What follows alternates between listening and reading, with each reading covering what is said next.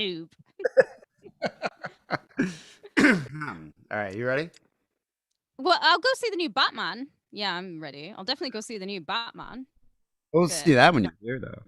yeah, because it's opening weekend when I fly in, much like Batman. All right, let's get going here. Let us go. Good evening. Welcome to Sick and Wrong, the world's source for antisocial commentary. One of your hosts, E. Simon. Hello, I am the other host, Kate Rambo. Happy birthday, K. Rambo. I suppose this is going to be on Monday, isn't it? So yes, it is my birthday. Yeah, your wet and wild birthday show. It's gonna Hey, be it's a fun. sausage party.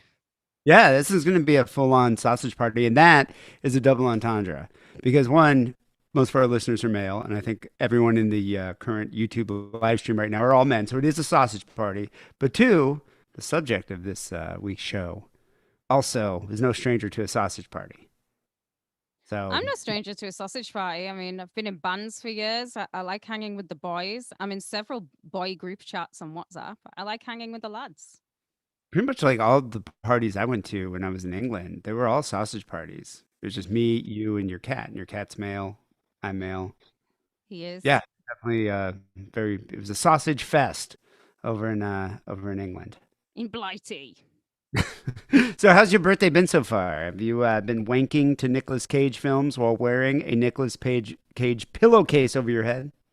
No, but I would like to say thank you very much to Gino, who sent me a Nicolas Cage pillowcase for my Nicolas Cage collection, which has now been started with a Nicolas Cage pillowcase. Yeah, I also want to thank you for that, Gino, because she's probably going to bring that here, and I'm going to have that on my bed. So The thank you, guest Gino. bed. We On could the theme guest a bed. whole separate bedroom just around Nicolas Cage. That would be. Oh, do you know what would be even better? The guest bathroom where just everything is Nicolas Cage. You know what we could do though? You could do that. You can do a guest bedroom with like a duvet that's a Nicolas Cage duvet, pillowcases that are Nicolas Cage, and curtains, Nicolas Cage. I think Nicolas Cage would like this. Imagine if he came to stay at your house and he didn't know. You were like, oh, well, this is really embarrassing, but this is where you're staying.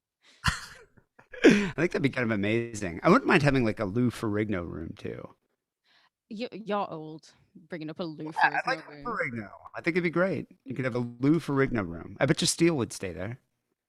Yeah, Steele would, because Steele's in his 50s and he knows who Lou Ferrigno is. Everyone in their 20s right now is like, Lou who? Everyone knows Lou Ferrigno. Even Uh, Lou's like, Lou who? Because he can't hear his own name being said. um, so unlike me, K Rambo, you love your birthdays. You enjoy birthdays. You even made a flyer for your birthday on Facebook. I did. So we're Yeah, I'm organizing a not. I'm not a birthday bitch like you. I enjoy being a Pisces. It's the greatest season, especially for Pisces women. Let's not talk about Pisces men. Pisces women are the best. It's great to I be think we one. should just spend the entire show talking about astrology. I could. Don't tempt me. I'll do it on Overkill one time. Did you cook yourself a special birthday meal? I have been preparing it for 2 days. I am having stuffed pasta shells. Yes. Stuffed pasta shells, huh? And Yeah. did you have like a bubble bath and reflect on your birthdays of yore? On all every year is pretty much the same for my birthday. I just like do the same thing. I just chill out, hang out in my house. I don't need to have like everyone's like, what are you doing? I'm like, I'm gonna be sat at home, probably watching about 10 movies. Made an amazing fettuccine alfredo, drank a bottle of red wine. I listened to some Amy Yes. Winehouse, had a long happy cry. Some of your That's exactly what I'm gonna do. that's I could already anticipate what you're gonna do for your birthday. But you know what though? This will probably be your last birthday in Old Blighty. Is that a weird realization? Last one. Last Traditionally, the February half term birthdays are usually a washout weather wise. It always rains or the weather's really terrible. So next year it'll just be weird because I'll be like, hey, it's sunny as fuck. But you guys don't have half terms. So that'll be weird. I'm not even sure what that means, but probably not. It's half term is when the kids are off school for a week. Oh, yeah, I think we do. We have like a spring break sometime. I don't know when that is. I think it's in like March, I think. March or April. They get millions of half terms here. The kids in Britain are spoiled. Yeah, I don't even know. So you don't have any friends that are forcing you to go out drinking? Well, I do have friends who've invited me to do shit, but I'm self-isolating because I do not want to catch the COVID because I'm going to America. What about Chi Chi? Is Chi Chi like, let's go out drinking, bitch? I've instructed my son that he must go out and catch me a mouse, a large mouse, as a token of his appreciation for everything I do for him. Kate actually asked me to send her some legal links Legal, to legally. yeah, to all the original Batman movies. I think you're gearing up to because the new one's coming out, so you want to watch them all in a row on your birthday. I think I'm gonna skip um my least favorites, and I'm just gonna watch the Schumacher ones. So what is that like? Batman One, Batman. Batman and Robin, and the other one with Val Kilmer, whatever. Batman Forever, is it? The What about the? Schumacher ones. Is it the when he's Mr. Freeze? Is that one of the Schumachers? Hey D, what killed the dinosaurs? The Ice Age. The Ice Age. I know that one. I know You're a that one. prick. Well, anyway, since it's Kate's birthday show, I was like, hey, well, why don't you pick the topic this week? We're live streaming. We're doing a Kate's big birthday party. We're gonna get drunk. You Hey. can pick the topic, anything you want. And the initial topic I just nixed immediately, but the second one that she picked up, she was a little too enthusiastic about it. Penis choppers, willy Sausage snippers, dick party. eaters, cock cutters. She was just like, I want to talk about penis choppers, and I was like, okay. All right. Well, maybe that's interesting. We do a lot of stories. Well, over the years. We've done a lot of stories about women who severed their lovers' dicks, and but I was like, a little taken aback. I'm like, maybe I should be a bit wary of her unbridled enthusiasm for this topic. Definitely a cause for alarm there. It's because we're Z- going to be covering someone who not a lot of people will know about, but I've loved this person ever since I first heard about them, and I'm on her side completely. yeah, that's what's alarming. But over the years, we've covered a lot of penis chopping stories. I mean, it's kind of, unless it's just a run of the mill penis chop, I'm probably not going to do it. But there's been a lot, and some of these stories I'm going to mention in about 2 seconds. You'll probably be familiar with these ones because I was like I was going through and I'm looking at like some penis chopping stories. I'm like, oh yeah, because I was like, I remember these ones. These are standouts because it happens somewhat frequently, especially in Thailand, actually. Oh, Um, yeah, I think it happens mostly due to the fact that men are abusive pricks. You know, like yeah. how the fuck does Chris Brown still have his dick? I don't know, but I wish Riri had taken it as a Or token. Ike Turner? How did Ike Turner keep his cock? And I also wish Tina had taken that as a token too. But yeah, there was an epidemic of penile amputations in Thailand. And there's been several studies as to kind of look at the origin, the source of why all these women are severing their husband, their lovers' penises. So the first study was in 1983 in the American Journal of Surgery. They ended up looking in, back then it was called Siam, that's what they called Bangkok. Oh And yeah.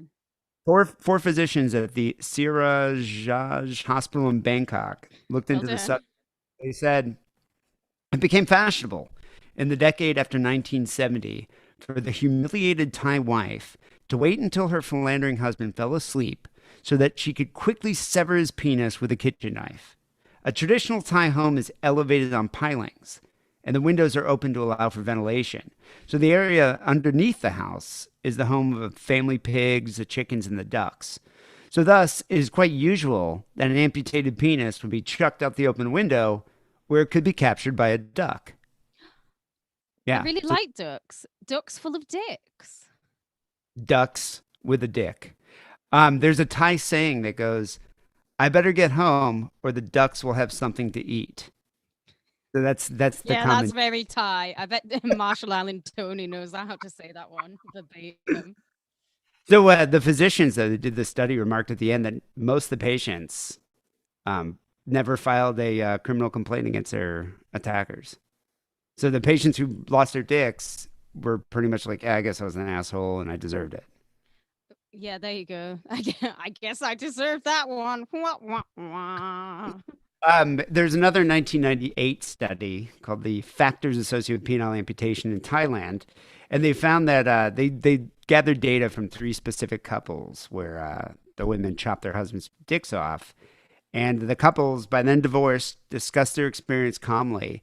And they found that there are three things that typically happened a week prior to dismemberment that led to the penile amputation. One, a financial crisis. Two, ingestion of drugs or alcohol by the husband immediately prior to the event, probably led to domestic abuse. And three, public humiliation of the wife owing to the presence of a second wife or concubine. Oh. So I think it was the financial issues, the abusiveness, and the drunkenness of the husband, and then the realization that there's a prostitute, there's a side hoe. The side hoe realization drives them over the edge. And they go get the garden shears. I'm actually surprised it doesn't happen more. It goes to show the absolute patience of women that it doesn't happen all the fucking time. I'm amazed. I mean, seriously, you look at the number of domestic abusers in this country, and it's like I'm Chris Brown. How the fuck does that guy still have his Well, dick? obviously Think about battered woman syndrome is a thing, but I am surprised at the patience of women who are just like, no, I will let every day I make a decision to let men keep their dicks, but I could change in a heartbeat. that's what I'm saying. It's very alarming how enthusiastic she is about. So let's do a roundup of my favorite knob loppers. All right. No, love So it. the first one is actually the subject of this week's overkill. She's probably the most famous, most notorious penis chopper, Lorena Bobbitt. Yeah, I think we have a couple pictures there. I don't know if I did do. you get the pictures? I Okay, do. nice. Here's a picture of Lorena. There she is. Lorraine, this is more Lorena now. Because back in the day, I mean, oh, Lorena was hot back in the day. She doesn't look that bad. I mean, she kind of looks like a mom, like Karen, but Well, she is a mom, but I think the blonde isn't doing it for you, Lorena. Go back to black. yeah, go back to brunette. Then there's John Wayne Bobbitt. So Lorena Bobbitt here from Virginia was the first one to really make headlines around the world when she cut her off her husband's penis and drove away with it in her car. This was in 1993. I remember this story vividly. I bet. Um, they, yeah, they've been married 4 years, and then Lorena claimed that John Wayne, there he is, emotionally, sexually, and physically abused her throughout their marriage. So throughout the 4 years, he was a very abusive man, and then he cheated on her and forced her to have an abortion, as well as stealing from her. So 1993, June 23rd, she hacked off his tackle with a kitchen knife and then drove away in a car before chucking it in a field. But they managed to reattach the penis, and operation took 9.5 hours. And he went on to star in a series of porn films. If you look at the next picture here, yeah, he Oh, went under the knife and put out a movie called Bobbit Uncut. the best one is Franken penis, which you can see clips of on YouTube for anyone who You know, wants he to. had a penis enlargement. That's He before he did. did. Yeah, Yeah. he had a couple extra inches added in there. But you go into that on Overkill. So people on the Patreon, you can get hear the whole BTS behind the scenes on Lorena Bobbitt. It's a deep dive into It the is. most famous penis chopper. The second one I want to mention, and we covered this one on the show, Brazilian Diane Machado. She sliced off her husband's penis before frying it in soybean oil. The picture is on the Patreon. Some I can't remember. We covered it on the Patreon because I remember I uploaded the picture and I was looking at it for a long time. Yeah, this only happened like a couple years ago.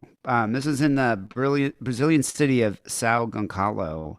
Machado murdered her husband Andre, he's pictured over here, and then cut off his manhood with the kitchen knife. Cops recalled the couple's house, and they found the victim, her husband, lifeless, naked, and mutilated, laying on the floor. Um, his wife had cut off his penis and cooked it in soybean oil in a frying pan, having allegedly murdered him around 4 a.m. His sister said she killed her brother in revenge for him cheating on her. But the lawyer for Diane Machado said that Andre threatened her and she killed him in self defense. Now, the tragic thing is that they had a couple kids, an 8-year-old son, a 5-year-old daughter. God, that's got to be tough to explain why mommy killed or how mommy killed daddy and why. You know, it's got to be difficult. I don't know. Would you do it with pictures or stuffed That- animals? I have no idea. And a hot dog. She cooked Uh, it with noodles, didn't she? Like soybean oil, and then she put it on like a top of some noodles. I'm not sure. I Uh, remember the picture. I wonder what Gordon Ramsay would make of that dish, that delicious dish. yeah, Machado here was arrested on the scene and was charged with murder and corpse desecration.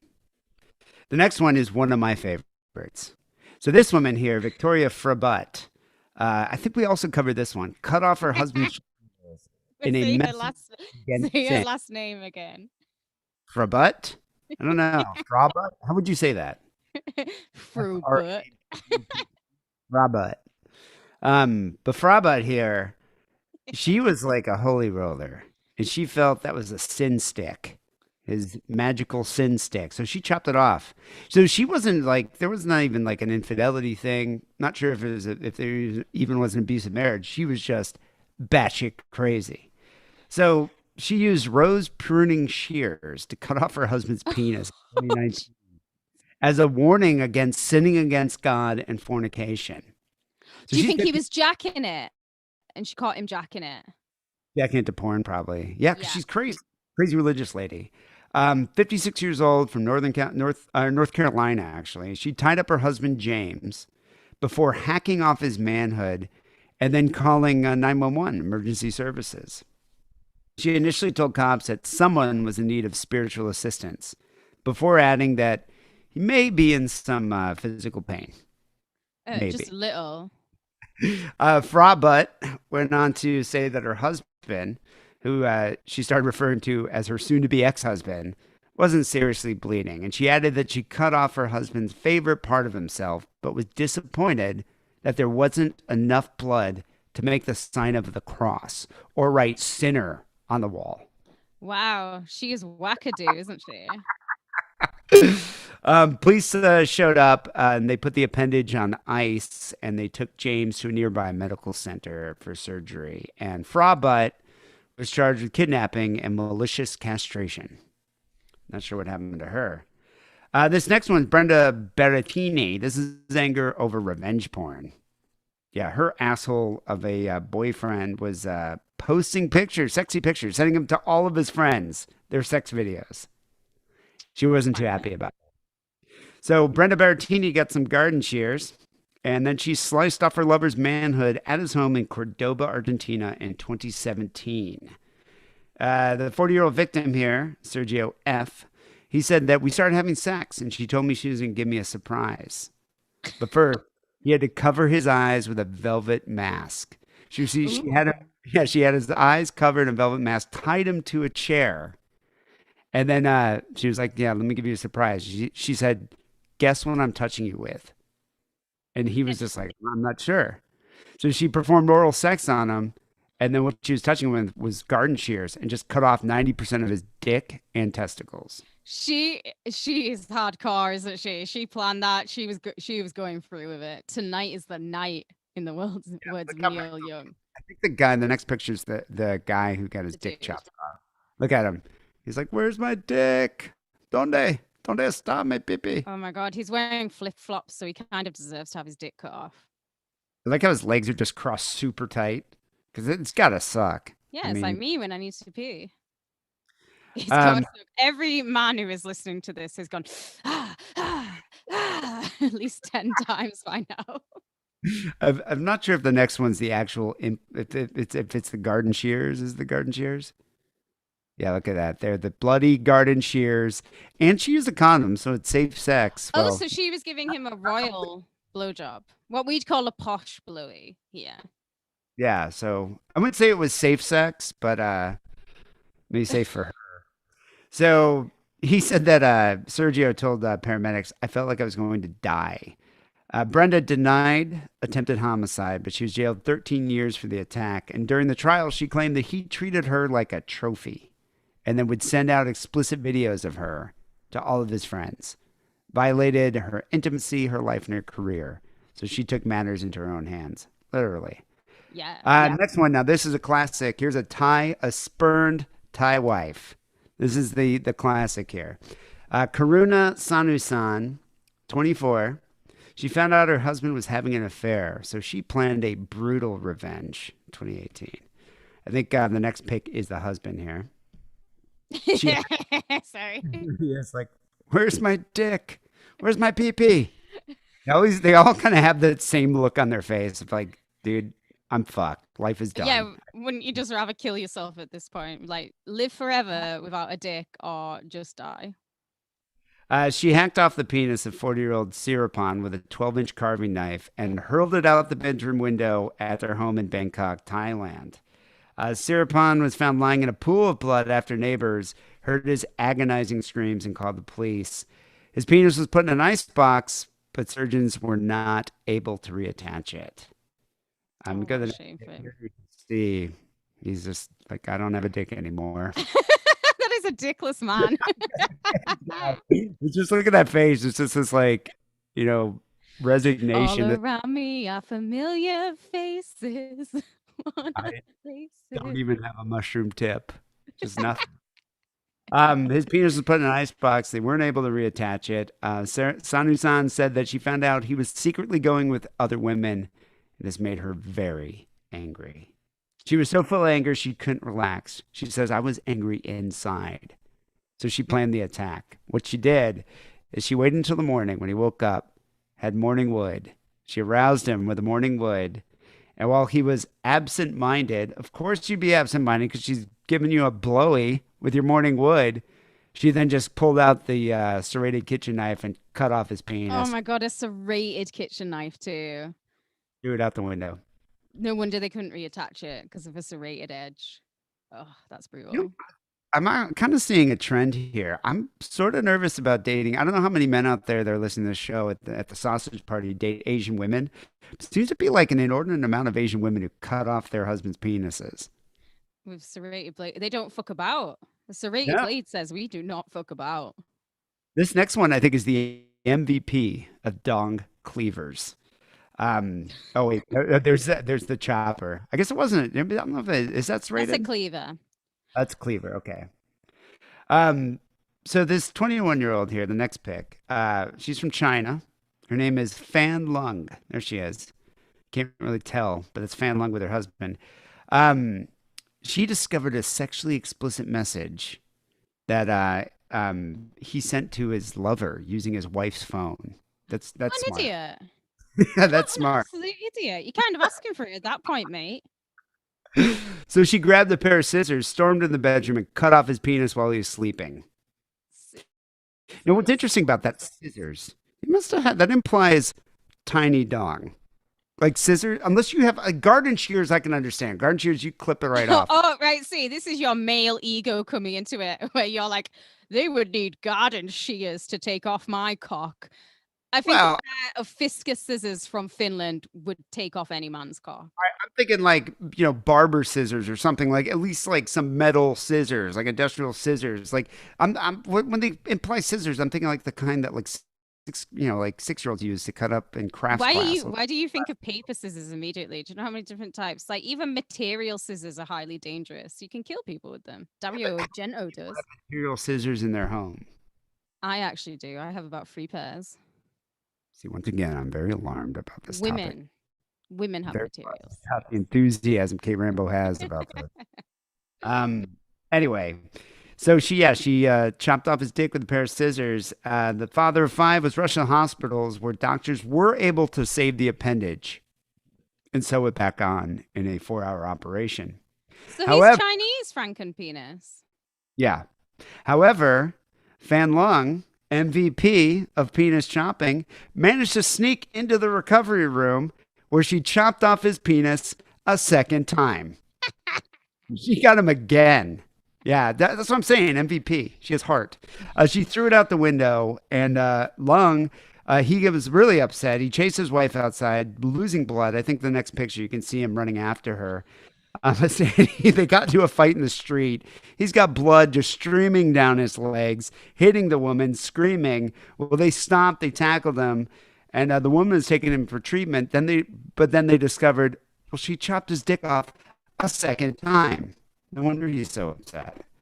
Despite the search efforts, they never were able to find his dick again, and they feel like it might have been eaten by a stray dog or cat. I don't know if cats eat penises, but Well, maybe they. cats are notorious dicks, so it wouldn't surprise me if a cat ate a dick.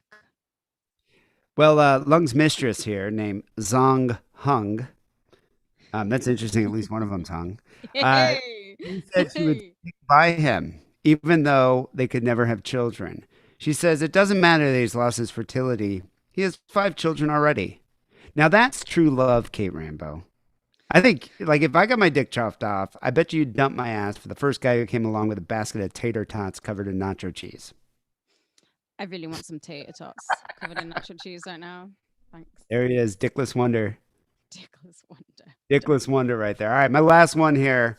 Last one is an offer of sex ended in bloodshed. Once again in Thailand, because it happens a lot in Thailand. I think there's two more pictures of this lady. Yeah. Um, Her name's One Lee, and she exacted a brutal revenge after learning her ex-husband Chen had cheated on her in July 2019. Actually, you know what? I take that back. This happened in Taiwan. Okay. She seduced him. I think it's the next picture actually. This is the other guy. Oh, is that the same one? I don't know if that's the same guy. It could be Maybe. the same guy. It's a, it's a man on a stretcher at this point. I've seen 10 pictures of men on stretchers. So she seduced him. One Lee seduced her husband with the promise of sex and cut off his penis, also with a pair of scissors, leaving him with 1 centimeter of length. I mean, but he is Taiwanese. What did he have to begin with? 3 centimeters. He did have both testicles, though. I don't know if that's a good thing or a bad thing. So he can Might as well- still jizz and create a child. It would just be How could you out of create one a child with that centimeter. one? I guess you could have it like You'd in have to vitro. come into a jar. Well, he was unable to attach his penis again because she cut it off and then she poured acid on it and flushed it down the toilet. So she's taking care of business here. The couple divorced a month before the attack, but Lee had planned the attack after learning that he had been seeing another woman the entire time they were married. Philanderer. She said, she told police, if I can't have it, no one else can. And then she tried to take her own life with sleeping pills. The penis was never recovered, obviously, because it was burned with acid. It looked like Joker's penis. And then doctors also said, well, even if it was, we wouldn't be able to reattach it. So, yeah, he continued to live his life with that 1 centimeter stump. I can imagine the doctors going, and we couldn't reattach it anyways because it was so little to begin with. Any other doctors? It's a horrific act, cutting off a man's penis. A horrific act of brutality by a woman scorned. And it is. I mean, its purpose is to rob a part of his manhood. I mean, it's the ultimate selfish act. However, I can't say they didn't deserve it in most cases. What the Now, I next don't, case yeah. Now, I don't we're know if the gonna same is true in the next case.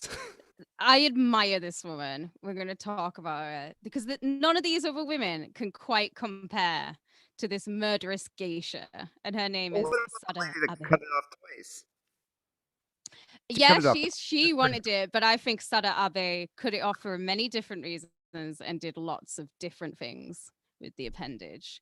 So I want to say thank you to Deadbug. Loads of people know that I love Deadbug Says. He's the only true crime creator on YouTube worth his salt. And I actually had never heard of Sada Abe until about like 3-4 years ago, because he did a documentary about her. So I can highly recommend that after you've listened to this, go and watch Deadbug Said. So Sada Abe, she was basically the Kim Kardashian of her day. She's a woman who caused a national scandal, and she has achieved mythical slag status. She was born in Kanda, which is now Chayoyada, Tokyo, Japan, on May the 28th, 1905. So she's a Gemini. Geminis, D, in case you didn't know, are often called the worst of the zodiac. They're hated on by all of us lot. Oh, there she is. Oh, Yeah, quite beautiful, actually. I mean, I guess what um, we was this like in the you've taken my 1920s? screen away. Oh, sorry about that. No, how do I get out of the Giving screen? people a quick look. Yeah, well, I can't do it without reading. That's weird though that it puts me automatically onto your screen. Yeah, I think it's just through Zoom, but Yeah. Yeah, so Geminis, they're the worst of the zodiac. They're mutable air signs. I am a mutable water sign. So they're what my friend Serge would very sarcastically call a fence straggler. She was the seventh of eight children, but it was a sign of the times when only four of them, including Sada, would make it to adulthood. But she enjoyed a very privileged childhood in an upper middle class family. So her father, who was 52 when she was born, he was originally from China and he had been adopted into the profitable Abe family and he ran several businesses, the main one being a tatami mat manufacturers. They're made of like that rush, like fabric. Yeah, those yeah, those thin fabric mats, right? Yeah, it's like they're all like sewn together. It's like a crop, What isn't it? they sleep on those in China? Is that like Yeah, what do it's they? very traditional Japanese. They sit and have tea on them. They have them on the ferries too. Oh, all right. So he inherited these businesses. Her parents, they're honest, upright, sushi loving citizens. But kind of all of these children that they had are all sluts and psychos. And I admire them. So her brother Shintaro, he stole a ton of money from the family. He was a womanizer. He ran around town. He eventually just ran away completely with a Japanese slut. Her sister Teroko, she was hungry, and it wasn't for smelly fish. It was for Japanese cocktail. She was so cock hungry that her father sent her away to Teroko to work in a brothel, which is actually commonplace for Japanese slags back then. That's what they did if you were being like, it was kind of like, the telly show Scared Straight. Oh yeah, yeah, yeah. Yeah, they send you to a brothel and it would sort you out. Yeah, sort you out and make you be scared. But I bet you some of them though it probably worked the reverse. They were probably like, this is the life. Well, you'll hear about that. It Life. worked. It worked for Teruko. She came back and she soon married and she kind of settled down. Sade, she was doted on when she was a child. I'm going to call her a million different things. I just called her Sade, like the singer. Sade. Sade. She never heard the word no. She was spoiled. Her mother paid for her to have the best education. She took singing lessons. She learned how to play the Japanese banjo, which is the samisen, but later on she would definitely play the banjo string. And even though geishas were most definitely high class prostitutes, becoming one has always been seen as a mark of distinction. And she was enthralled by them.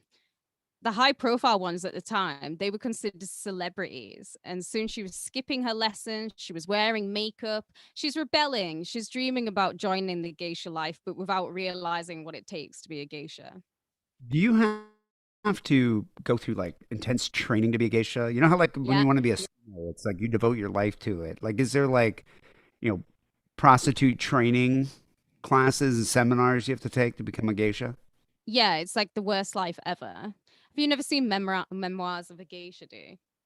I don't think I've ever watched that. No, is it It's good? probably a chick flick. But yeah, it definitely tells you how awful it is to be a geisha because you're a prostitute who's been sold. So you have no family.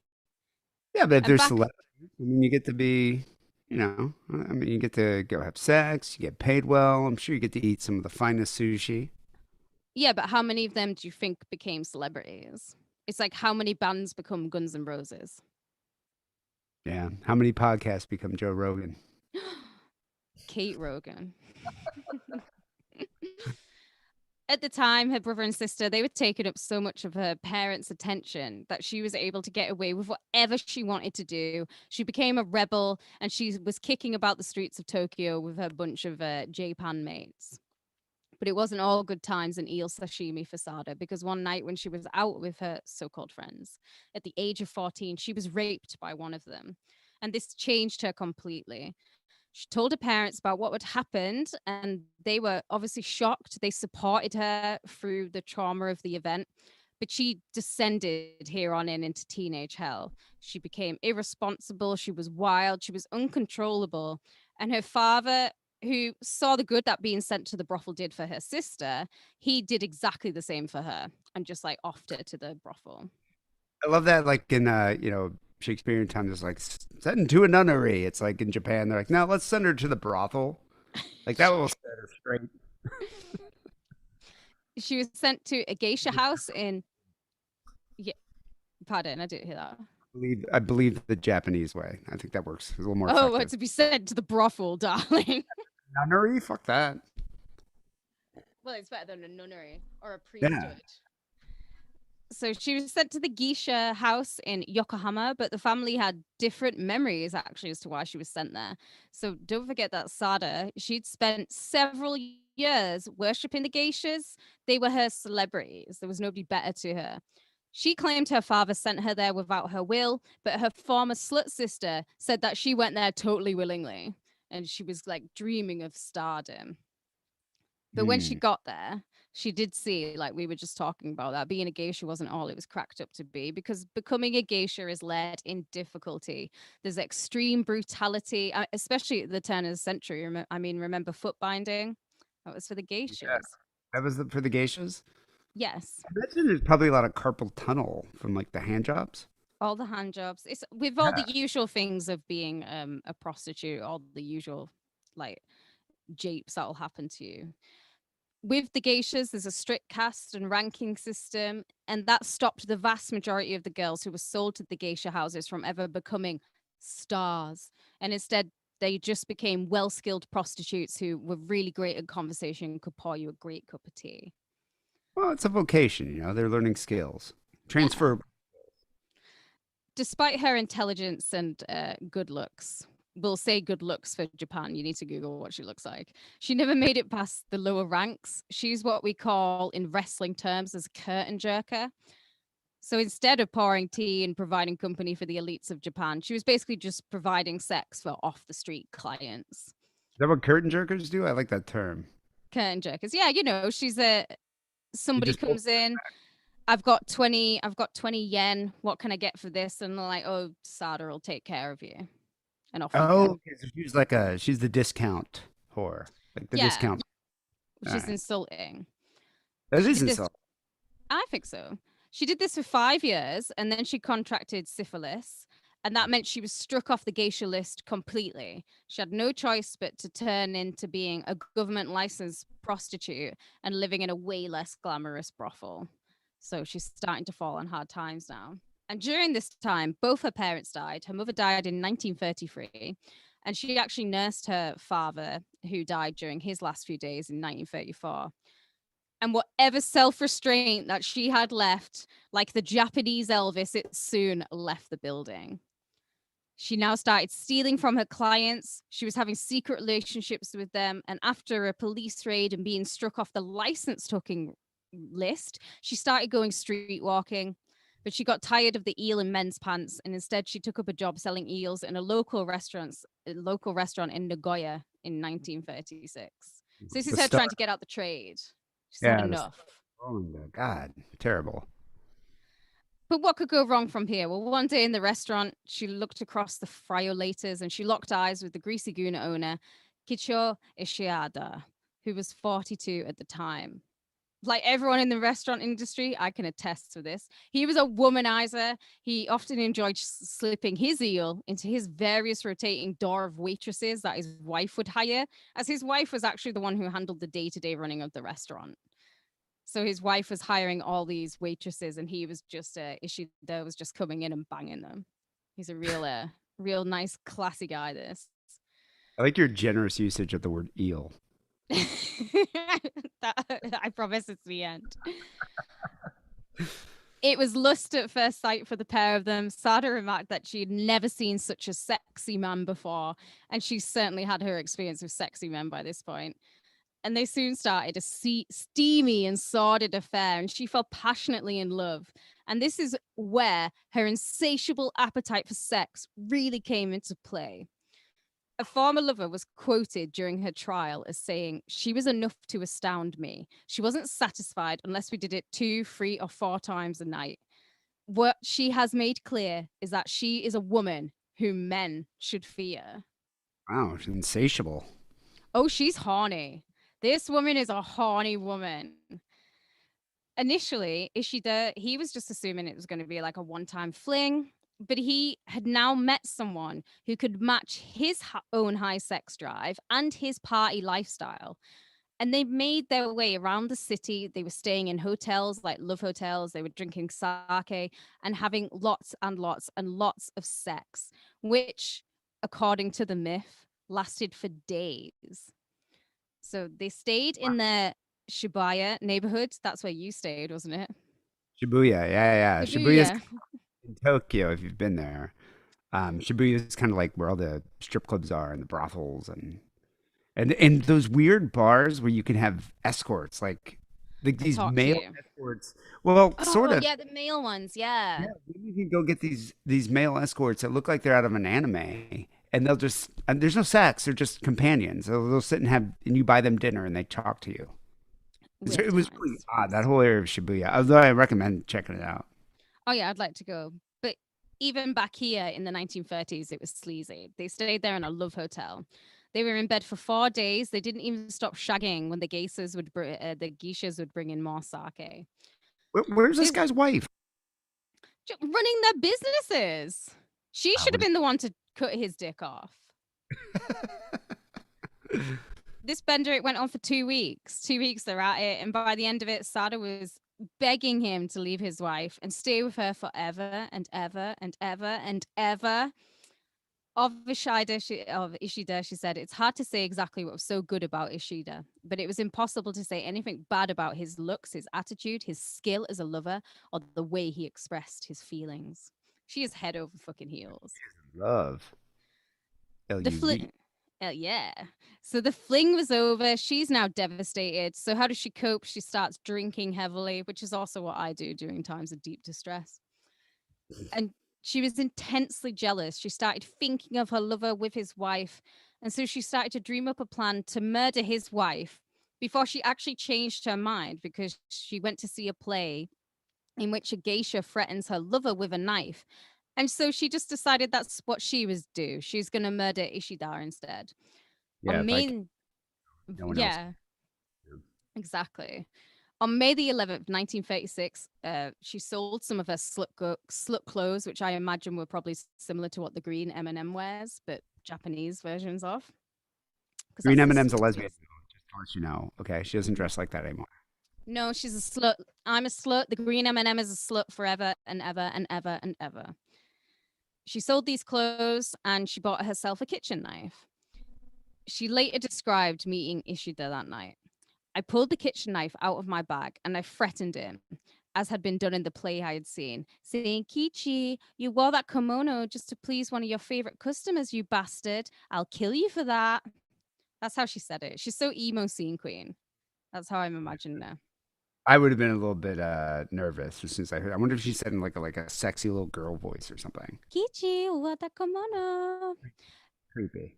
Ishida, he was startled. Obviously, like any man would be like, "Whoa, you fucking crazy," and he drew away. But he was actually like really excited by it. It Well, turned him on. yeah. What happened next, we kind of only know by Sada's testimony, so you have to take it with a bit of a pinch of salt.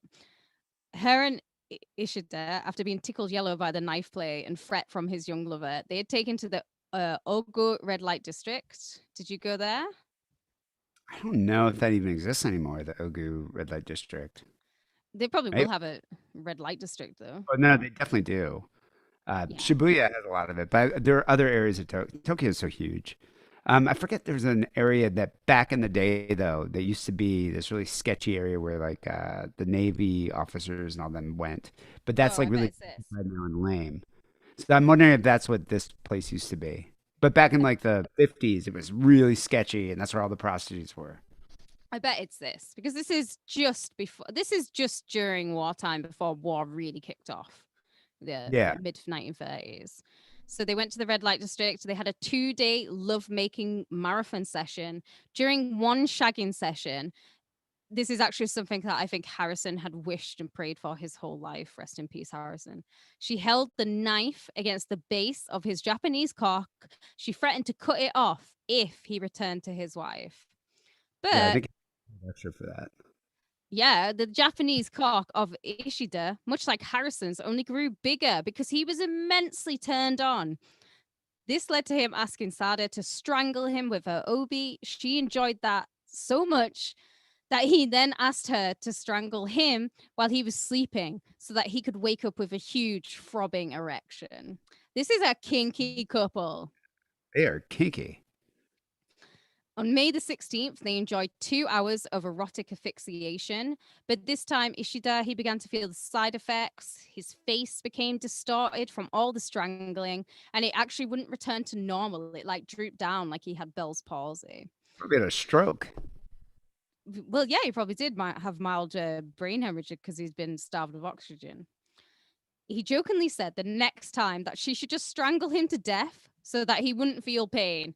He took 30 tablets of a sedative to soothe the pain he was feeling now. These two are party animals. Like just being like, oh yeah, I'm in pain. I'm going to take 30 tablets. That'll soon This is sort it. crazy. Like this is crazy. A crazy level of partying now. I couldn't imagine. I mean, I couldn't imagine the 1930s partying like this. I think they were definitely a bit of a rarity for the time. Oh yeah. 2 days of intense shagging occurred. The room must have stunk like stinky fish or like JoJo's girlfriend Stinker. How I imagine by this point.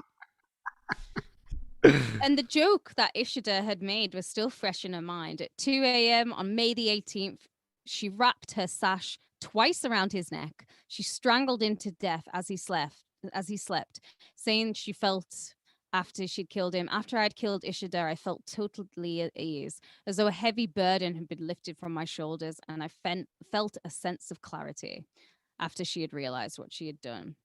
Did he have a boner? Well, she lay with his body for a few hours, and I do mean lay in the biblical sense. She claimed that she had the most intense orgasms of her life as she fucked his corpse good. I guess he did. She realized that he still had a boner, and she didn't want to waste all that good Japanese pork, so she decided to sever his cock and balls so that she could carry on enjoying them. She wrapped them up in a magazine, and with all the blood that was everywhere at this point, she wrote, "We, Sada and Kichi Ishada, are alone" on his thigh, and she wrote it on the bedsheet too. And then, like a total over, like I said before, she gives me emo scene teen vibes. She carved her name into his left arm using the same knife that she'd used to cut his dick off. Wow, she is so emo. She's like the emo prototype. She's crazy. She put on his manties. She wanted to keep his manties for some reason, and she left their love hotel at 8 a.m., asking the staff not to wake her lover because he was dead tired. A maid found his mutilated body sometime later, and the hunt for Snip Snip Sada, it had now begun. The news of his sensational death, it caused an absolute public scandal. The frenzy over finding her was actually called the Abe Sada panic, and it's been compared to the panic that has surrounded it, like the Zodiac killer during the height of his crimes. Everyone thought they'd seen her everywhere. Japanese, like local police stations were all flooded with everyone ringing in saying that they'd seen her. But no one had actually seen her. They were all asking, where did this cock loving Sada Abe go? Was she taunting the police with letters written in the cock blood, like Oh no, but in she should code? have.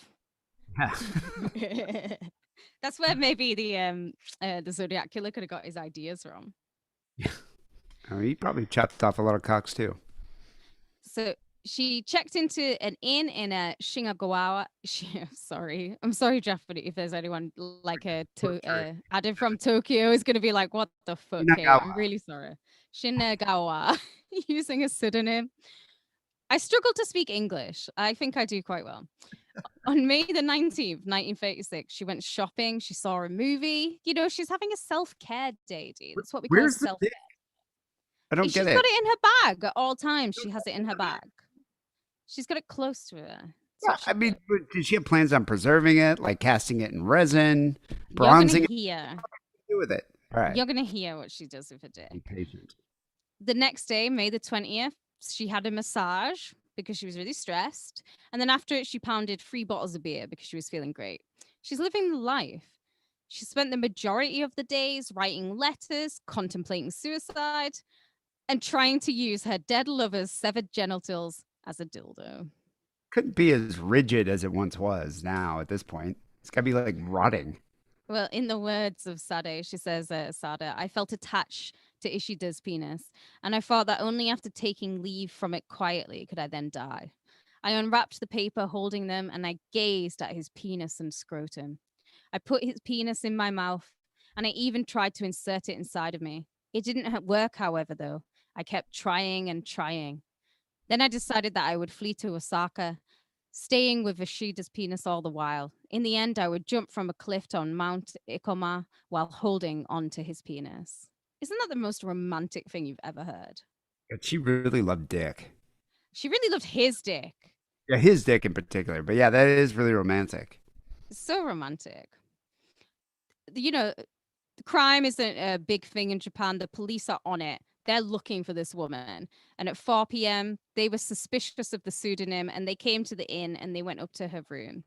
She opened the door and she said, "Don't be so formal. You're looking for Sada Abe, right? Well, that's me. I am Sada Abe." When the police were kind of not convinced because she was being so bold, she pulled out her human dick dildo as proof. And then they were kind of convinced. Yeah, the rotting penis of her former lover. Here's my rotting penis that I love so much. During her arrest, she was interrogated extensively over 8 sessions, where much of the events were fully revealed in all its heinous detail. She spoke excitedly about wanting Ishida all to herself and the reasons why she severed his genitalia. She said, "Because I couldn't take his head or body with me, I wanted to take the part of him that brought me the most vivid memories. I loved him so much, I wanted him all to myself. But since we are not husband and wife, as long as he lived, he could be embraced by other women. I knew that if I killed him, no other woman could ever touch him again. So I killed him and took his cock as a souvenir." Yeah, it's that whole like if I can't have you, no one else can. Yeah, but she's so in love with him as well, though. I mean, it's not like she's doing it out of hate like a lot of the others are doing. She's doing it out of love, which is even crazier. Yeah, she's a bit possessive, I would say. The first day of her trial was November the 25th, 1936. And by 5 a.m. that morning, crowds were already gathering to attend, which would soon become known as Sadomania. I wish there was t-shirts. I wish they had t-shirts back then. I would have bought a t-shirt like Sadomania. It'd be cool. We should do one for the podcast. Statomania. Sadomania. During the court sessions, even the judge admitted that he got a Japanese stiffy at all the evidence that was given and that her testimony when it was read out. Do you think they used Ishida's penis as like Exhibit A and just like whipped out the rotting cock wrapped in I magazine? I will tell you what happened to his penis very, very soon. When being questioned on the stand, an arresting police officer was asked if Ishida had been hung like a horse. Because that's what you're thinking. You're thinking that this guy's got a huge cock. She's been like used to all this like Japanese cock before, and now here comes a huge dick. Maybe she had been drunk on big dick. But he reported that Sada had said Ishida was just average. Size doesn't make a man in bed. Technique and his desire to please me were what I liked about him. So there you go. It was true then, still true today, if there's any incels listening. Although there won't There be. you go. Yeah. Actually, no, there is one incel listening. Hello, Batman villain. Boner villain. Yeah, Yeah. I think he's been like wanking and listening the whole time. Every time I've said the word penis, he has come. He's never heard a woman say penis before. That isn't his mother. Before her sentencing, and this was after she had pled guilty, she asked for execution. She wanted to die. She gave a final statement. "The thing I regret most about the incident is that I have come to be misunderstood as some kind of sexual pervert. There has never been a man in my life like Ishida. There were men that I liked and whom I slept with, like, accepting money, but none of them made me feel the way that I did towards him." She's so drunk on love. She was deeply in love. On December the 21st, 1936, she was convicted of murder and mutilation of a corpse, and she received 6 years in Tojichi's women's penitentiary, where she was prisoner number 11. She said prison was the most stable time in her life. She described the staff as loving, caring people. And even though she suffered setbacks, like she did freak out on the first anniversary of his death, the staff calmed her down. She started studying Buddhist philosophy and she felt part of a community for the first time ever in her life. 5 years later, she was released on May the 17th, 1941. He only But did 5 years for murdering someone and chopping his dick off. only 5 years. Because I think a lot of Japan, I will get into it a bit more. A lot of Japan felt a lot of sympathy for her the way I do. So it was like the court of public opinion Yeah, was. ruled that she couldn't be killed.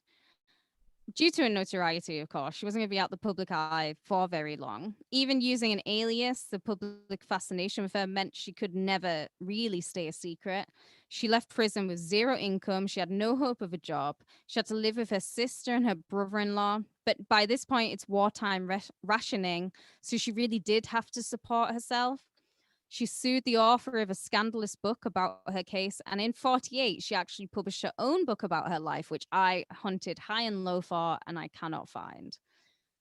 The now liberated Japan, they lapped it up. It was a bestseller. So she made some money off this book. She Hmm. spent several years working in pubs, restaurants. She was described as a model employee before she actually finally managed to drop out of sight. She was last publicly seen in 1970. There were later rumors of her committing suicide or shaving her head and living in a nunnery, but none of these sightings have ever been confirmed. And whatever her fate, Sada Abe the slut lives on. So you were asking about Ishida's genitals. Well, that's what everyone wants to know. All We all right. want to know what happened to his genitals. After his trial, his penis and testicles, they were moved to Tokyo University Medical School's Pathology Museum for public display, where crowds flocked to like tee hee hee at them, as I would have done. But sometime after World War II, they mysteriously vanished, much like Sada Abe herself. I think did she become a cat burglar and steal them again? Oh, and just took them with her and was like, I will disappear. I hope so. In my, if we were to make a Hollywood movie about it, that's how it should end. I keep thinking like this would be a great Takashi Miike movie. I'm surprised he hasn't done like a biopic on Sada Abe. Hopefully soon. Yeah, So I think it'd be really good. So Takashi Miike, I know you're a fan of the show. Please make a film. it's like I was saying before, Sada Abe, she killed out of love and not hate. So the murdering geisha slag, she mesmerized Japan at the time. Japan was going through huge political upheaval. It had war looming on like the rising sun horizon. She was actually seen as a freedom fighter with like a human cock dildo as a weapon. Due to the political oppressive ideologies at the time, which would be a whole other show, she represented feminine sexuality when women still couldn't even vote. Women were not meant to be like how we are today, like we're woman on a podcast. In Japan at this point, women were seen and not heard. They only went to school so that they could teach their sons good etiquette. They weren't going to school to better themselves. After World War II, women were recognized as having equal rights to men in Japan. So she is a freedom fighter. She's representing a whole new form of femininity. Well, if you think about it, she's kind of like Japan's version of Rosie the Riveter. You know what I'm Rosie saying? who? Rosie the Riveter. You know what I'm talking about? That woman, Oh, like, Rosie the River. Yeah, yeah. it's But like with a dick. yeah, but just with a dick instead of like the bandana. She's just holding the dick up because she's like Japan's Rosie the Riveter. D, I must say that as a Northern slag, I do hold my glass high in honor to another glass. I love them all. To another slag. And I wish I could buy her an Hitachi magic wand because an Hitachi magic wand is made in Japan for insatiable Japanese sluts, just like Sada Abe. And I salute her. Yeah, I think if she had that Hitachi, she'd probably want to cut off that guy's dick. She would What never have happened? left her house. Well, let me close out this uplifting topic here uh, about your medical options after having your cock cut off. So, medical professionals say there are options for someone who experiences the removal of the male penis. Um, so, the likelihood of bleeding out from a traumatic penis amputation is actually quite small because the arteries and vessels in the area aren't large enough to make that a possibility. So, much like Frabut was a bit disappointed because she didn't have enough blood to write sinner on the wall, from his genital bleeding. You're not going to die from this. You're not going to bleed out from having your dick cut off. But if That's someone's penis good is to removed know. in a non-medical environment, it's all about timing. Timing is crucial, Kate Rambo. The sooner you get it back on and reestablish the blood supply, the better, says Dr. Richard Redditt, who performed the world's first penis and scrotum transplant last year. He estimates that the maximum amount of time the organ could be out and unattached is between 6 and 12 hours. So the clock is ticking. If you recall, like the Lorena Bobbitt, they had cops just like pouring over the fields trying to find that guy's dick in a field. And I think someone did, and they put it in like a 7-Eleven Big Gulp. I talk about what happens to his dick. Yeah, so Yeah, that's on the yeah. overkill. But once an organ is not attached to the body, the cells break down and die immediately. So recovery of penis function could be poor based on the amount of cell and damaged tissue that occurs before being reattached. However, that's the thing. Right? I mean, some patients are able to walk by themselves to the hospital to seek help. So, like that guy that was, beating his wife who chopped his dick off a second time. I mean, I mean, you're not like completely incapacitated, like being shot in the stomach or something, bleeding out. Um, Another major component here is how the penis is handled before reattachment. So professionals here with Fraba took his dick and put it on ice, but that might not have actually been the best option. The best Oh, thing to do is to wrap the organ in saltwater soaked gauze. There you go, people. When your wives cut the dick off, just have some saltwater soaked gauze, just near maybe on the nightstand, just in case. Saltwater saline keeps the tissue moist while the ice cools the organ down and slows the process of decomposition. So you want to keep it moist to slow the process. When reattaching the penis, doctors are quite concerned about how well the blood vessels and nerves can be hooked back up. Now, let's say you lose your dick. The duck ate it. The stray cat ran off with it. Um, so if your penis cannot be saved and reattached, you still have options, guys. So none of these options are appealing, but these options are there. So now doctors can perform a surgery that would close off what's remaining of the penis. So now what you have is what they call a medical term, a stump. And so the you think they stump, would call it a nubbin or something kind of delightful and cute? Because you can have an arm stump, a leg stump, but if you like, you have a nubbin, like that's kind of endearing well, when you're trying it's to still an date. appendage. It's still an appendage, though. I mean, I guess they could call it a button on a fur coat, but it's it's a stump, is what they refer to it as. Now, a stump still allows for a man to use the restroom. You can still go to the bathroom, because there's the capability of dispelling urine through the urethra opening. However, oftentimes the stump is a bit too small, so you're not gonna be able to stand anymore. You're gonna have to sit You have to down. sit down like a fairy. Yeah. Yeah. Patients also have the option of a phalloplasty, which is a procedure that involves doctors removing flaps of skin from the forearms or thighs and molding it together to build a makeshift penis. Oh, like a Play-Doh penis. Kind of. I And would like that job. I think it would be relaxing. I just wonder how it would. They say a good reconstruction allows for erogenous sensation to return, along with urination, but the complications are really high. Procedure is complex, and doctors say you're not going to be normal. You're going to lose some function. So I don't know what you have, just like a little flappy skin flute sort of thing. I Like, think you do have a flappy skin flute. It'd be like a sausage skin, and probably inside, they can put the piston, the pistons that give you an erection. They probably do that. oh, they put like the balloons or the pumps. Can't they? You can The pump it up. pumps. That's what I mean. It's like a pistony pump thing. This is such a great episode for the men this week. Yeah, I know. No wonder you picked this for your birthday show. One can live without your genitalia. You can do One. it. Well, you can, but I mean, it's just not good to have your penis cut off in a non-medical way. So there you go, people. I think the takeaway here from this episode is just don't be a dick to women, or you might not have Exactly. it for very long. Hey yo. People, this is Kate's birthday show. Sick and Wrong, episode 831. We got some phone calls coming up next. You can call the Sick and Wrong hotline 323-522-4032. But first, here's a word about our Patreon page. Yeah, great topic there. Loving this. Cringing the entire time. Warren came out with a banger just then. He says, I think they call it a Chaz Bono. A Chaz Bono, is that what they refer to the stump as? Nubbin is such a nicer word for it. A nubbin sounds like, because when you start dating someone, male or female, you've got to describe your medical term to them. If you say, I have a stump, it doesn't sound as like cute as saying, I've got a nubbin. I'm gonna take a piss. I gotta piss through my nubbin. I'll be right back. can confirm D does have a nubbin.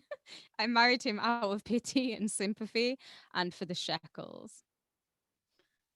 I've said that now, and during divorce court, this will be played. I'll be like, yes, I've been vocal about it all the time. If you marry somebody with a disability, it's okay to leave them eventually. What's everyone drinking tonight? I know Gina was on the wine, Kaylee was on the wine. I am on the French wine. Yeah, it's French, isn't it? Let me check. I usually drink Bordeaux, but I've been trying to like move out the realm of Bordeaux and just into other French wines, just for variation.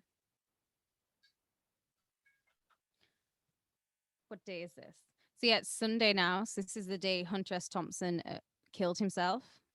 Godspeed, Hunter S. Thompson. All for the green card. Yeah, AP. This is also Poison Ivy from the Cramps' birthday.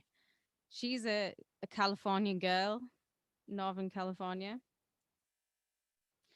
Oh no, this is a Von Nigo. Is this somebody from Kiev trying to reach out to us to tell us that the Yankee scum has not the Yankee. It's not the Yankee scum. They're trying to keep it out. The Russians have invaded. Oh, I do like. Well, putting Kahlua in coffee is just like putting coffee inside a coffee in it. Would you not? I like Kahlua in a what is it? A White Russian. White Russians are good. Although we do seem to have a Kiev member in the chat, so we should like keep the talk of Russians down. Bless him.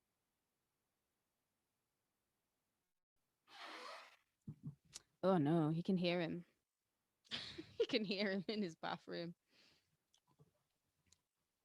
He'll be doing his hawking up. Remember in the old school Sick and Wrong days of Harrison, whenever they used to do their breaks, you could hear him go into his bathroom and just do his hawking up. Gross. I have half term off next week. Do any of you other Brits here live with me now? Are you off for half term? Oh yeah, I get that now. That actually makes sense. Sorry, mate. I would have put I do like coffee with Bailey's in. Feels very decadent every time you do it. Oh, Maker's Mark is actually my favorite. I like Bullet and all that. Although John Cambry has sent some good. I like all the high end bourbons, but you only buy them once or twice. But Maker's Mark is probably my favorite. Atheist preacher is drinking coffee with a touch of Kahlua. Nice. Nice. Rob is on the Maker's Mark. Ooh, you're already hitting the makers. Wait, Rob, where are you from? Are you in? Rob's in Monterey. Oh, in Monterey. Wow, nice. 4:30 in Monterey, just north of here. Have you ever been to Monterey? Many times. Wasn't? Oh wait, no. Clint Eastwood was the mayor of Carmel. Yeah. That's it. Yeah. Did you ever see Rob the movie Play Misty for Me? You ever seen that, Kate? I have seen Play Misty for Me, and I love that film. And I also identify with because it's the mum out of Arrested Development. Yeah, famous actress who just died like last year. I love her in Arrested Development.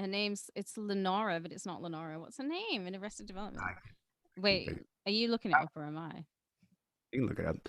What's Lucille? That's it, Lucille. Oh yeah. What's cool about that movie Play Misty for Me though, it's all shot up in Monterey and Carmel. So you can see all these cool like 70s. It's a beautiful area actually.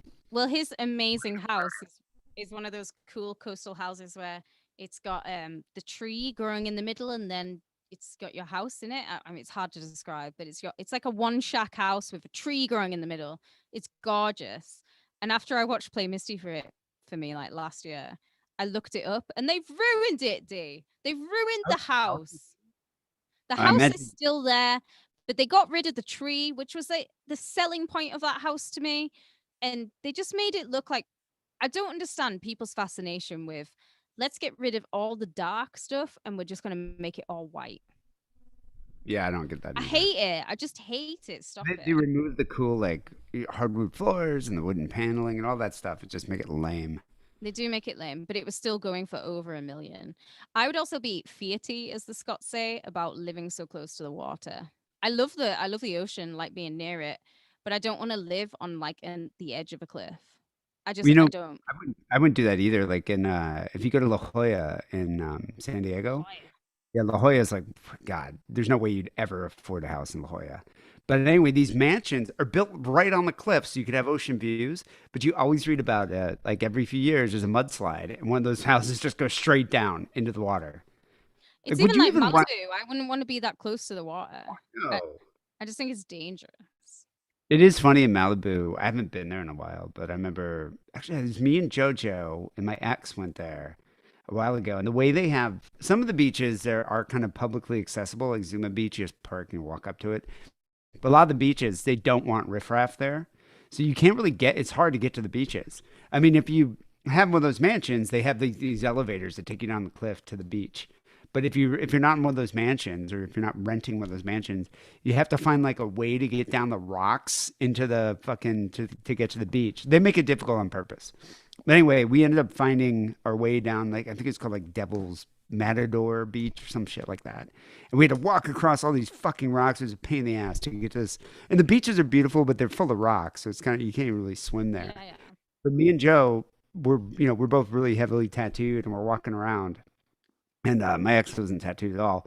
But these people, these wealthy people, a lot of them are foreigners. Most of them are foreigners, actually. I think that own all those mansions. Were just staring at us, hiding their children, and completely frightened. I thought we were going to get kicked off the beach. You know what I would have thought? I would have thought they're making porno. I would have No, thought that's Jojo and your ex are shagging and you're the director. Yeah. They're making a porno. maybe we are double teaming. No, I think they're just like you don't usually see riffraff like that there, and I think a lot of those people are from China and they're or the Middle East, and they're renting out one of those amazing mansions for I don't know how much money a week, and I think they're just kind of like, what the fuck? Why are these you know these These people ne'er do wells on a ne'er do night walking on our beach? beach making a San Fernando porno. is where you see all the porn. That's where all Where? the Say that San again. Fernando, I the Oh, San valleys. Fernando. Yeah, I must know. I wouldn't. I don't know if I'd buy a home out there. Oh my. Well, would you not? I've always thought, is it not a good investment to buy a home that could, because like I watch Vixen porn. They make a lot of, it's all very similar types of porn, but they usually have really hot ladies that I fancy. So I like Vixen porn and I don't mind the men on it either. There's like three men that I don't mind. And they're always in these big mansions. If I had a house like that, I would totally rent it out to porn and be like, Yeah, I mean, come and shoot you'd in there. It doesn't fucking bother me. probably make Showcase more. my house. You know, Yeah. So yeah, way more than Airbnb. is it not a it's an investment then? Wait, who's your porn chick that you like? Emily, what's her name? Evelyn Clare, but she has since Emily retired. But Claire. I have a new one. She's Russian. Oh, I just started. I saw her the other day, and I've started following her on Twitter. Fucking can't stand Russian porn. It No, turns me. I didn't. I didn't know she was Russian. I actually thought she was French. But she is Russian. She Don't speaks mind. like five languages. I don't mind the French porn. Like you can. There's a genre Oh on yeah. Pornhub for French. Don't mind French porn. Some of his girls can be a little hairy. Don't really mind that either. But whenever you see these like hot Russian girls, and even kind of Eastern European too, but mostly it's Russian. As soon as they say something and it's in that Russian accent, I'm She doesn't have this Russian accent. I think that's why I like her. I also like her because she's dinky, like Evelyn Clare. as She's a got the same dinky. type of dinky. She's got no, she's like dinky. She's really tiny, has a kind of masculine-ish, boyish, girlish figure, but she has strawberry blonde hair and it's long. It's sexy. Does the carpet match curtains? She has what Bill Hicks would say is like a cotton candy wisp on a fresh paper Of cut. cotton candy framing a paper She's cut. got a funny name. It's like Lynn Jissy, but she's really hot. And she's my because Evelyn Clare has since retired. I'm going to follow her forever, and I wish her all the best. My new Could pawn you chick put is that now Lynn name Jissy. in the Zoom chat so I can save it so I can look that up and bookmark? No, stop trying to steal my pawn girls. Lynn Jissy is mine. And I've wanked so many times to Evelyn Clare. I'm just Evelyn bored. Clare won't be impressed that a man has wanked over her. But oh my goodness, what man hasn't wanked over Evelyn Clare? She's She has hot a as weird shit. butthole anyway. Well, she doesn't. She has a fucking perfect butthole. It's like Butthole. pink and tiny. Butthole's weird. It's like you took a marshmallow and like took a little car, like one of those little Matchbox cars, and just went over it like 30 times. In your dreams, if that's what it would look like. Anyway, we got some calls to get to. You ready? Yes. Yes. Let's drink to K Rambo's birthday. Woo! 37. Who else in the 37. room is 37 or nearly 37? Not I me. know. Joining the Siege Club. Christopher Siege is 37. Oh, that's our first. Is Siege here? Is he in the chat? No, Or no, but I just know we're the same school, Siege? yeah. We're the same school, yeah. Siege sent in a phone call, so I was Oh, gonna did play. he? Oh, awesome. All right. So we got a few phone calls to get to. 323-522-4032. People give us a call. You know, Kate Rambo's coming to Los Angeles in like 2 weeks. So maybe if you've been to LA before, give her a call. Give her some warnings, what to watch out for. Maybe give her some tips on like what she should wear. But yeah, give us a call. 323-522-4032. So the first call we have here came in from Christopher Siege. Nice. He's got a Valentine's Day story. Oh. Greetings, D and Kate. Siege here, just calling in with a quick little tale of something that I witnessed outside of my work today. Time of recording, it is currently Valentine's Day, and although that's not really terribly related to the story, it does come up. So when I was at work today doing door security duty, which is something I've mentioned it before, but it's something that they make senior level grocery guys do for. That is so weird. They make senior level employees man the door at the grocery store. Is that just a COVID thing though? Because I do know that it's a COVID thing where somebody has to be on the door all time. Do they have a so wait, do they have security at like the grocery stores in England? I can't remember. Is that like a thing there? Oh yeah, yeah. All of them do because But you guys aren't required to wear masks. it's encouraged, but you don't have to. Here they do have an actual armed security guard that's at like every grocery store. And they're just kind of standing there, just making sure people are being cool. You never know. I mean, we have a lot of spree shooters. I was about to say, wasn't there that spree shooting in a Hollywood grocery store a couple of years back where people died? Yeah, there's one every week. Hours throughout the day. It's kind of bullshit. It's, trying to save money on hiring actual security. Although they did hire actual security recently, and that's been a complete shit show because the security company that they hired sends like the complete like bottom of the barrel to the store to do door duty. Anyway, it's neither here nor there. Yeah, the thing is, Chris Page, he's a good guy. Like he's a good candidate to have at the door because he'll actually put effort into it. Like He's a good employee. Yeah, I mean, he'll stop someone from stealing. He'll confront someone. Whereas if I was in that position, I don't get health care. I would just be like, I don't give a shit. Fucking, I couldn't care less if you're stealing from this fucking massive corporation. Like, fine. I would be I mean, terrible. we don't, could also be, this is on the island. He's not like working. He couldn't be working for Whole Foods. He could be working for a much smaller store where when people steal shit, it actually matters to them. So maybe that's why they're more vigilant than say Yeah, I don't know if a he's at a Walmart. one or if he's at like, yeah, if I was working for like Whole Foods or Safeway or something, I'd be like, fucking take whatever you want. I don't give a shit. I'm not gonna get stabbed in the dick for this. Standing at the door, and we frequently have homeless people and like crackheads hang out in front of the store and beg customers for money and whatnot as they enter and exit. And it's usually the same like dozen or so people day in and day out. One of them is this black woman. I think her name, a middle-aged black woman. I think her name is like Lucy or something. But she's really annoying, and her voice in particular is annoying because she kind of sounds like Schlitzie, honestly. So just imagine female version of Schlitzie just being like, spare change, Oh, God. change, spare a little change. That's Anyway, my idea of hell. Absolute hell. I can't think of anything worse. I mean, I guess I'd probably give her money. Like I'd throw money so she'd get the fuck away from me. Like I could do that. Actually, I I would just even do that if Schlitzie came up to me. I'd be like, throw money. Like he's getting money from a Jew to get the fuck away from me. So today she was like, "Happy Valentine's Day, spare a little change. Happy Valentine's Day, spare a little change." And then all of a sudden, out of nowhere, she's like, "Happy Valentine's Day. I'll let you punch me in the face and call me a ninja for a little bit of change." Whoa, now that's tempting. I've $20, love. Yeah, I wonder. Wow. We'll go into the alley. I could never do But, it. but that's an enterprising homeless person. She's I like like 20. it. It's Valentine's Day special. Punch me in the face for a little bit of change. I want someone to isolate just you going, punch me in the face. Or me. Both of Just us for a now little said bit of it. change. I kind of like the Valentine's Day, but that is an enterprising. I would have given her change just for saying that. You know how we were talking about on Valentine's Day, you don't have to do like grandiose gestures, you don't have to spend a lot of money. Just going up to your other partner and saying, just punch me in the face. For Yeah, everything I've done to you for the last year, I'll just let you have a free one. just come on, Just do it. closed fist. It's fine. I don't.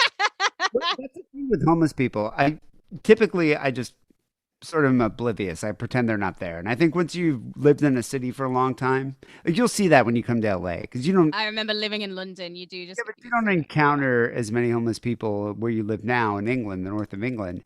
But here, you're going to see them all the time, especially in San Francisco. And so you become desensitized. You just ignore it. You don't engage, pretend like they're not even there. And I think that's typically the best way D, to go about it. you're part of the problem. Maybe. I don't give a shit. But every now and then, a homeless person will do something funny. And if they do something funny or somewhat original, I will give money. Like, I don't mind if it's like, if they got a keyboard out and they're doing Michael Jackson songs. That's kind of funny. There's a homeless guy in San Francisco in Union Square that full on, like, it's probably one of the worst Michael Jackson outfits I've ever seen. And he's kind of fat, but he does the dance and he'll come up and be like, I'll do the moonwalk for $1. And I'm like, I'm going to give you $1 because I want to see I'm you going to do give you $5 and I want to see you do it 5 times. I've always said that cool with that. if you're on the streets and you're begging and and you're doing anything, I will give you money because I will encourage creativity of any type. But if you're just sat there junked out, Change being annoying. Yeah, I don't even. Yeah, I'm not yeah. going to just ignore you. There's this one guy I remember in San Francisco that he was like an older black dude, always had the funniest signs. Like my favorite one was like, please help put a Jewish boy through college. And I was just like, I got money for that one. But this is this is ingenious. This is a novel way to beg for change. And so, almost immediately, this middle-aged white woman comes up to her and hands her a $20 bill. And immediately, this woman, they exchange like a little bit of words, like quietly to one another. And then the black woman like flips out and she's like, "No, you're not. You can't fucking punch me. You." And then like wheels away on her like walker. Anyway, cracked me up a little bit. Happy Valentine's Day, guys. Bye-bye. Go. So she was just joking. Like she wasn't being serious about it. She wasn't being sincere. I bet the white woman was probably like, "Can you not shout the word ninja at the top of your voice while children are around?" And she was This is just like, totally. "You can't punch me." I've been watching the Purge movies. I've never seen them, but this is totally what the Purge is. It's like white people being allowed to kill homeless people. And so that's what the movies are about. So it's like if given the opportunity to punch a homeless black lady in the face, this white woman's like, "Here's a 20." Like that's how it happens in the Purge movies. If people have seen it, the really wealthy white people, they don't go in the street and hunt them down. They get these people who pretty much like they'll pay 100 grand for you to like donate your body for the to be massacred, and all the white people have their like cleavers and machine guns and or, whatever, and they're just like, I'm ready to torture this homeless person to death, but I gave the family 50 grand. It's just Eh, that's how they purge. That's how the wealthy purge. But this is ridiculous. Like if I saw this, I would give this woman $5 just because it's hilarious. And I'd probably want to make a video of her saying it. I'd want Um, a video. I'd be like, say it again. Let me record you. punch a lady in the face, and the fact that a middle-aged white woman's just like, here's a 20. Let me. Can I get a couple punches in? Is it In amazing? front of the store that I'm about to go in, where they know me, where I come in here all the time, every day Like, to get make my lunch. Canada great again. Punch a homeless person. Happy Valentine's Day, Siege. That was pretty funny. This next call, also kind of a Valentine's Day sort of story, I guess, sort of. I thought we played this. I could have swore we played this before, but the caller said we missed it, and Kate Rambo says she doesn't recognize it. So if we played it again, my apologies. But it's a great story, so why not? This is the Twisted Firestarter speaking. Now, when I was based in Germany, each year we used to go on this exercise to the Czech Republic for a month. Do you remember Twisted Firestarter when he was in what do they call them? Squatties? Was he a He's a squatty? squatty. Yeah, he's in the army. Like he's not a special boy. He's just in the fucking army. And he like hands down won the lost the virginity competition that we did a few years back. I think about that phone call about like once a week, and I just like smirk to myself when it comes into my mind. And then he follows that up with a story about getting raped with like a broomstick by the other squatties, which is like, wow, I didn't think No, it it was was a pool cue. It was a pool cue, wasn't it? yeah. Yeah. Anyway, here he is with. I think this is probably more of like a happy story, like a delightful story here. Oh, right. Called Flying Rhino, and I was a radio operator. So the whole time you're there, once you've set up, it's fucking cushy. You got like widescreen Love that term. tellies, PS3s, and we used to go on like trips to Prague and shit like that. Anyway, on this one trip in the evening, we go to this strip club in I think it was like a place called Trebek or something. I don't know. But anyway, I don't get strip clubs to begin with. No offense, D, but it is like you're paying for blue balls. I'd rather just have a drink at home and masturbate to porn. I mean, you can't. Not offended. I completely agree. I write about that when in my book I wrote about this. Like I've never been a strip club guy. I've gone like because bachelor parties or whatever. But yeah, what a waste of money and time. You know? I mean, you might as well stay home and jerk off the porn. You're not getting 9 times out of 10 you're not going to get laid. As a female going into strip clubs and like thinking, yeah, these girls are hot. I'm going in it from a completely different view though. I'm watching them on the pole and I'm like, fuck me, these girls are like physically fit. This is amazing. Have $20. Like this is great. Good for you. You've learned a skill here. Whereas the men, they're there for a different reason. Men are so retarded that they think that they're actually going to get laid, that they're going to score. The more money they spend on this girl, like the better the better the chances of getting laid. It's not going to happen. Good for every woman who's ever fleeced a man out of money in a strip club. Fucking good on them. And by right, they should, because that's what they're there for. Yeah. Masturbating it. Well, I mean, you're not supposed to masturbate in a strip club. Anyway, God, I hope this is where that's going. She comes up to me, and she, hey baby, you want a lesbian sex show? And I'm like, fuck yeah, I want a lesbian sex show. It's 1,500 Corona, and that's like. It's a lot of Coronas. 1,500 Coronas? I don't know. Probably because it's the Czech Republic. It's probably going to turn out to be like 15 quid. Oh, I thought you meant Coronas, the beer. That's a lot of beer. Hey, all right. No, it's not Corona. It's the Kroner. Kroner. Yeah, the Kroner, mate. But yeah, that 1,500 kroner is probably like what, 2 pounds, 3 pounds? I think actually Czech Republic might be on the euro by now. Oh, they're on the euro. I definitely know they're more expensive because a mate went there not last year, some time ago, and they said that it's getting super expensive in Czech Republic and not to go back. I was like, shit, yeah, they were on Poland it is. They were on the Czech crown or kroner when I was there last, but it was a while ago. Yeah, but when the last time you went to France, it was on the franc day. You're that old. No, last time I went to Paris was like 2 years ago. Yeah, They were on the euro, but I did go to France when they were on the franc, and that was amazing. So did I. The dollar was like, oh, the pound probably went even Oh my further. god, I remember the glory days of when the American dollar was like half of the pound, and it was just I great. remember that. That sucked. World Although sucks now. it's still the pound's worth a lot more. But now I remember back, yeah, when it was like late '90s, early 2000s, going to France, and you could like, I mean, it was like 15,000 francs to like $1 or whatever it was. It was crazy, yeah. But it's not like that anymore, Get unfortunately. yourself to Poland, mate. You live like a king. I do want to go there. Like 60 euros or something. Anyway, I had no money at me. No money on me. So I'm like, all right, wait here. Give me 15 minutes. I'm going to go get some money out. So I fucking peg it to the cash point.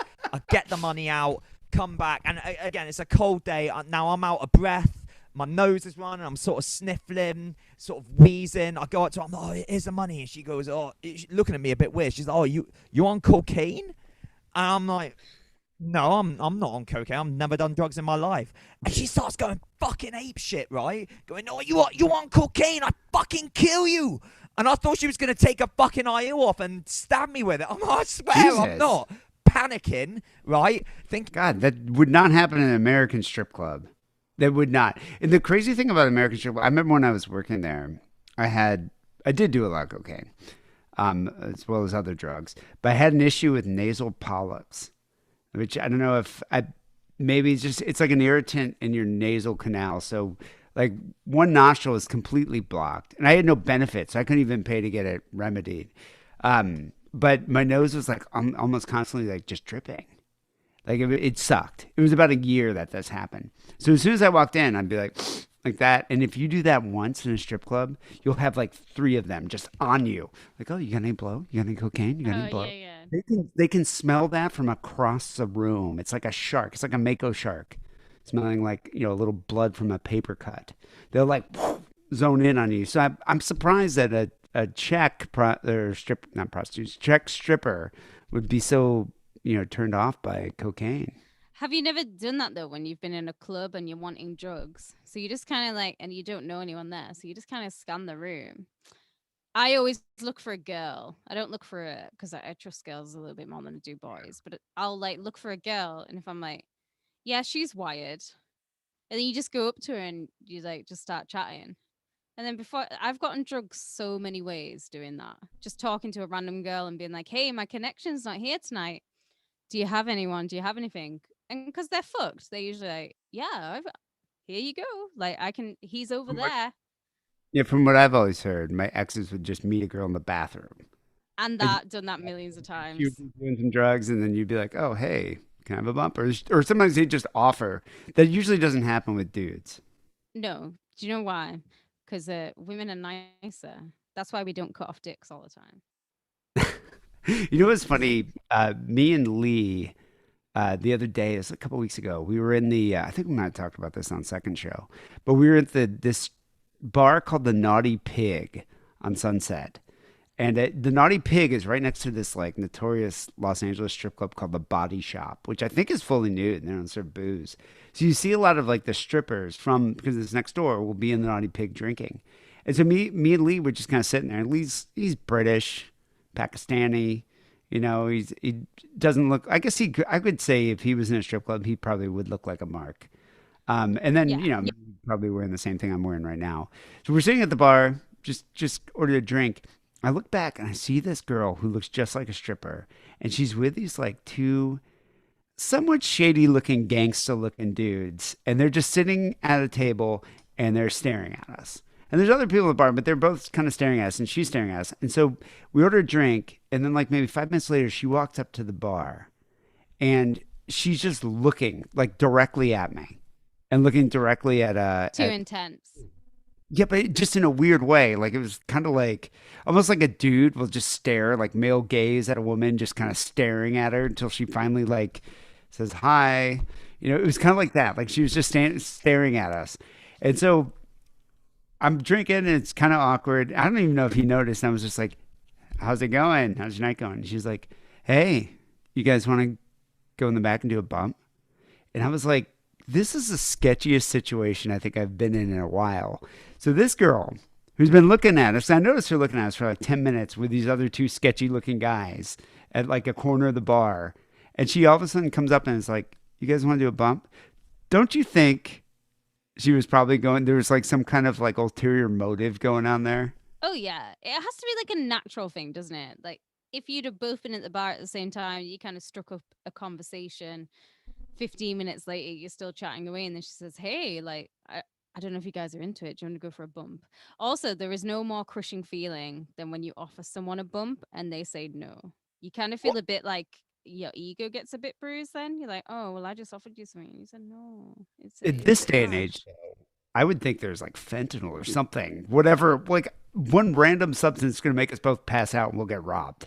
Like that was the first thing that I was thinking. It's like, I don't know you. You just came across the bar from a table with two sketchy looking guys to two random marks, and you think we're just going to do drugs. And so immediately I was suspicious, and I was about to say no. And then, Lee's just like, "Oh, yeah, what you go?" And I'm just like, no, no. Like, he's like a total mark. Like, I think he probably would have gone back and just done whatever, Yeah, you'd whatever. be like, "Hello, other fellas. What have you all got some cocaine too, or maybe some ketamine?" And they would have taken him outside, beaten him, robbed him, and then the next day you'd have been like, "What happened here?" Who knows? I mean, I don't know. This place is such a touristy bar, too. Like, I'm sure that, more power to them. I'm sure it probably works very well. I'm sure. Or, it's probably one of those things where you go back there, you do a bum, and she's like, "You want to buy some?" And then you're forced to buy some, or you're going to get your Yeah, ass. I always call it the French way when that happens. That's Yeah. what the French do. Either way, I was just like, no. And she's just like, lame, and just walks back. Oh, are you calling me lame, sweetheart? Oh, I won't go to sleep tonight for thinking of that. Yeah. Some fucking mad Eastern European is going to come and shiv me. Anyway, she then calms down. I don't know what the fuck got up her minge, but she's sort of on the sofa, gets her mate, and they sort of like lie over me and start like licking each other out. And I tell you, it was fucking rubbish. I was bored. I was there for about half hour. They're there having a chat, like, oh, I give this 2 thumbs down. Boring. I, You sound like the rabbi. it reminds me of, you ever see remember that show Bottom?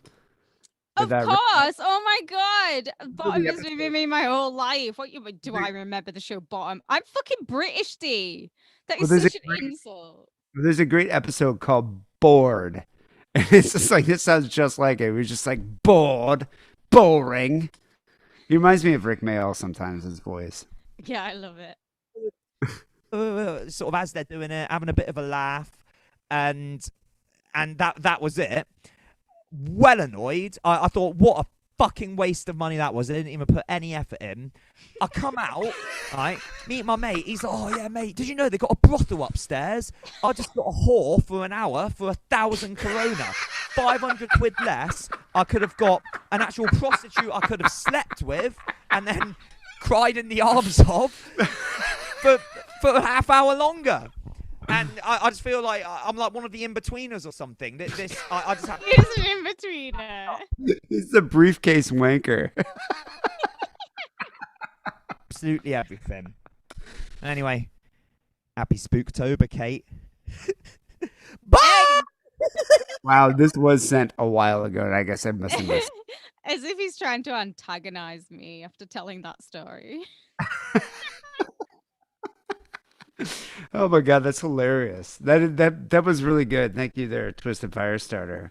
Can I? Yeah. I will commiserate with Twisted Firestarter though, and say that every single threesome I've ever had, I've been there going, "This is boring, Bored. boring." I am, but right. Every single threesome I've ever had, there's been a point where I'm like, "I'm really cold now. I'm really bored. I just want to leave, and I'm hungry." There was at no point. There's never been a point during the threesome where I've been enthralled, and that's why I don't have them. Well, we can try. I think I'm cold, I'm bored, and I'm fucking hungry. It's not happening. I think you should have 3 girls. I'll get you a Hitachi wand, videotape it, I'm and not burning my clit off with a Hitachi wand. My god, my goodness! Like I have a diamond level pussy; it cannot handle a magic wand. I'm surprised Twisted Firestarter didn't try to get his money back. He should go back now. He's an adult and say, "Do you remember me, girls?" You fucking bitches. 1,500 kronas. Do it in that accent more than mine. 1,500 kronas. No, what are crowns is what he was saying. But yeah, I don't know, man. That's typically how it happens. You know, it was funny. Good for them. Good for them. Yeah, that's why more power to him. I remember there was this girl that I used to work with at the Gold Club that was fucking crazy hot. She was from like I think she was from Poland. She was from an Eastern Europe, or maybe she was from the Czech Republic. Just beautiful.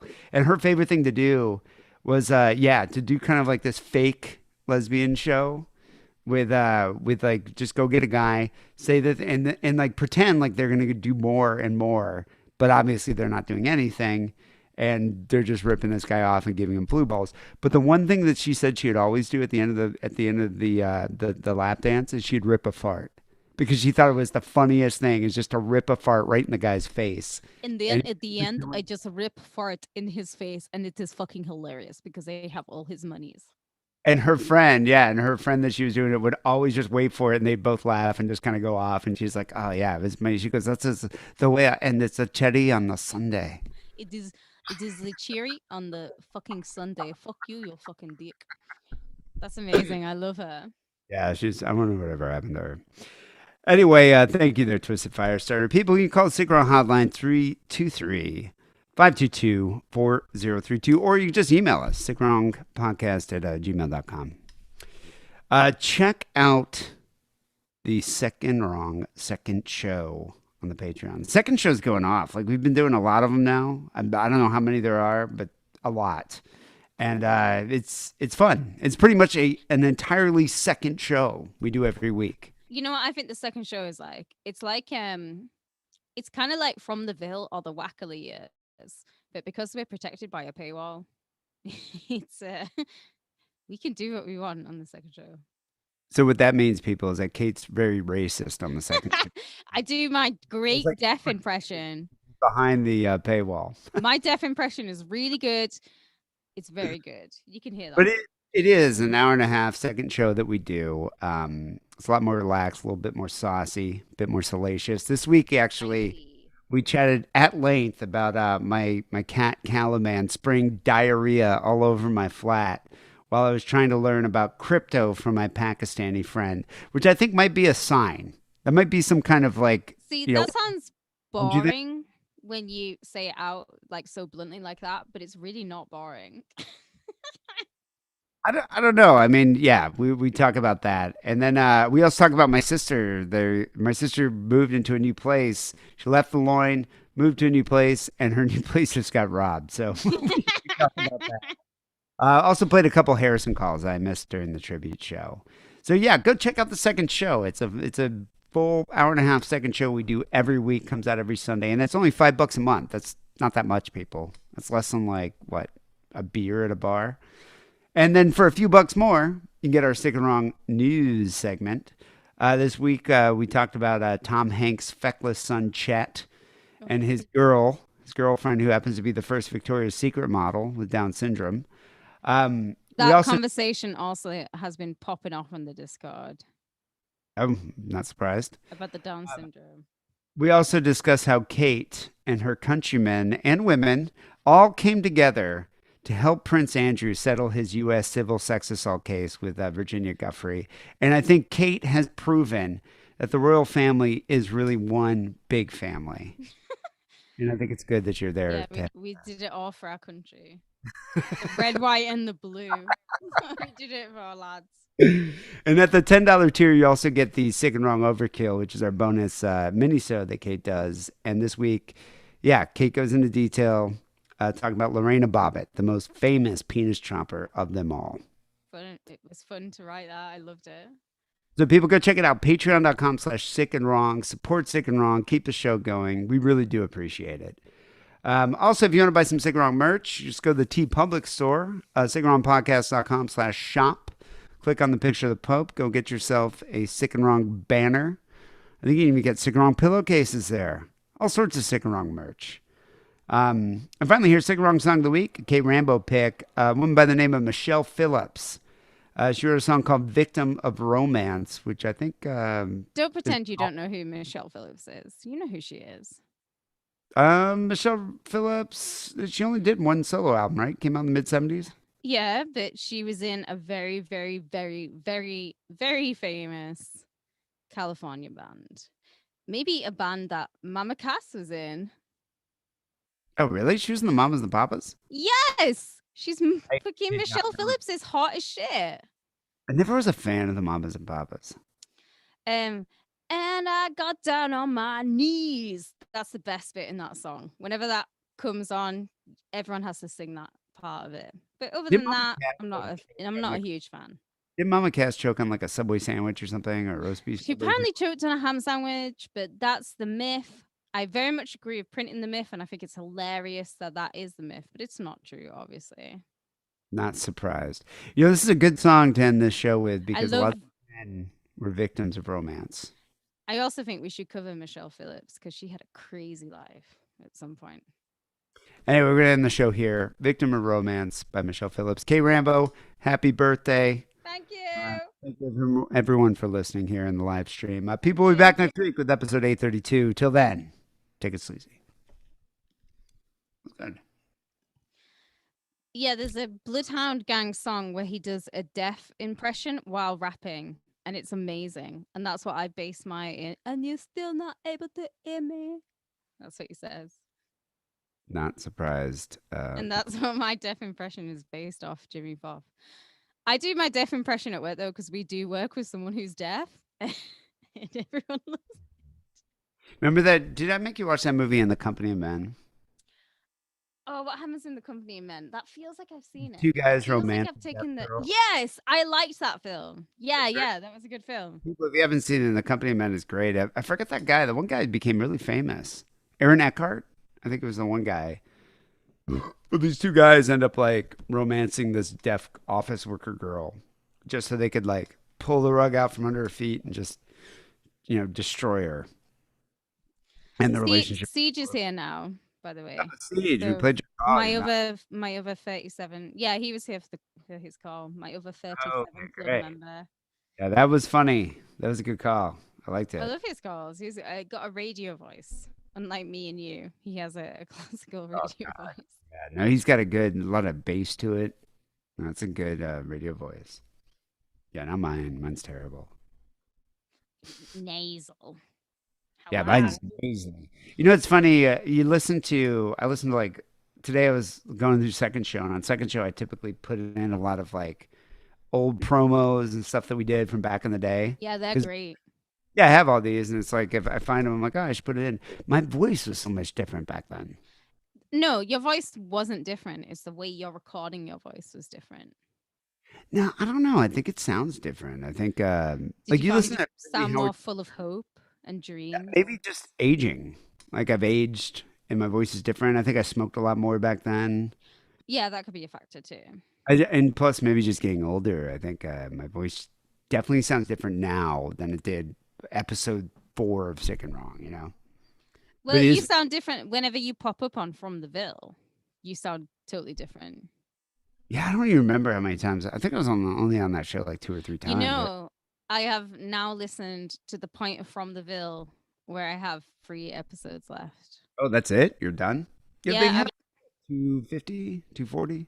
Yeah, and I've been like, I've gone through them all, so I'm saving the Sick and Wrong reunion for the very end.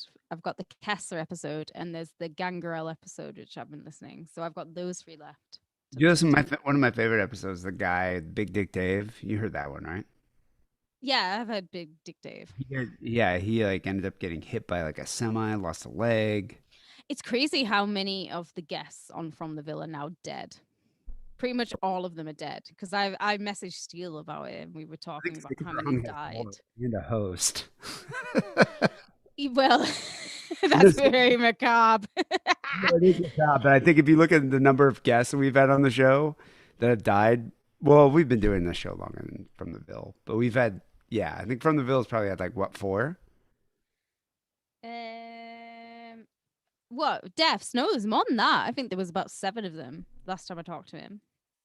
But 70? how many legit rotundos have you had on Sick and Wrong? And I mean Dougie rotundos. God, I would say Bob Madigan would be a rotundo. Bob Madigan wasn't a rotundo. He was an alcoholic. There's a difference there. So Dougie's an alcoholic too. Yeah, but Dougie was a rotundo first and then Yeah. became an alcoholic. Bob Madigan is way better than Dougie, though. Well, because he's Dougie- compos mentis. Because he's compos mentis. But Dougie has some I've cried Yep. laughing listening to Dougie. I can imagine having to deal with that guy. They used to go out drinking with him. Oh no, I've been out drinking with him. It was really funny. I remember I saw him when Kessler died. We were back in Michigan, Bay City Wait, for the I have funeral. to. I'll be back in one sec. Somebody's saying gave some advice. You can look at the chat now. You guys, it's funny that Kate Rambo has never listened to the old episodes of Sick and Wrong, but she's listened to like all the From the Ville. So she has no context. Like she has no context about what the show used to be like. Don't you think that's kind of fucked up? And she could, but she doesn't care to listen to the old shows because she thinks that From the Ville is a better show. What do you guys think of that?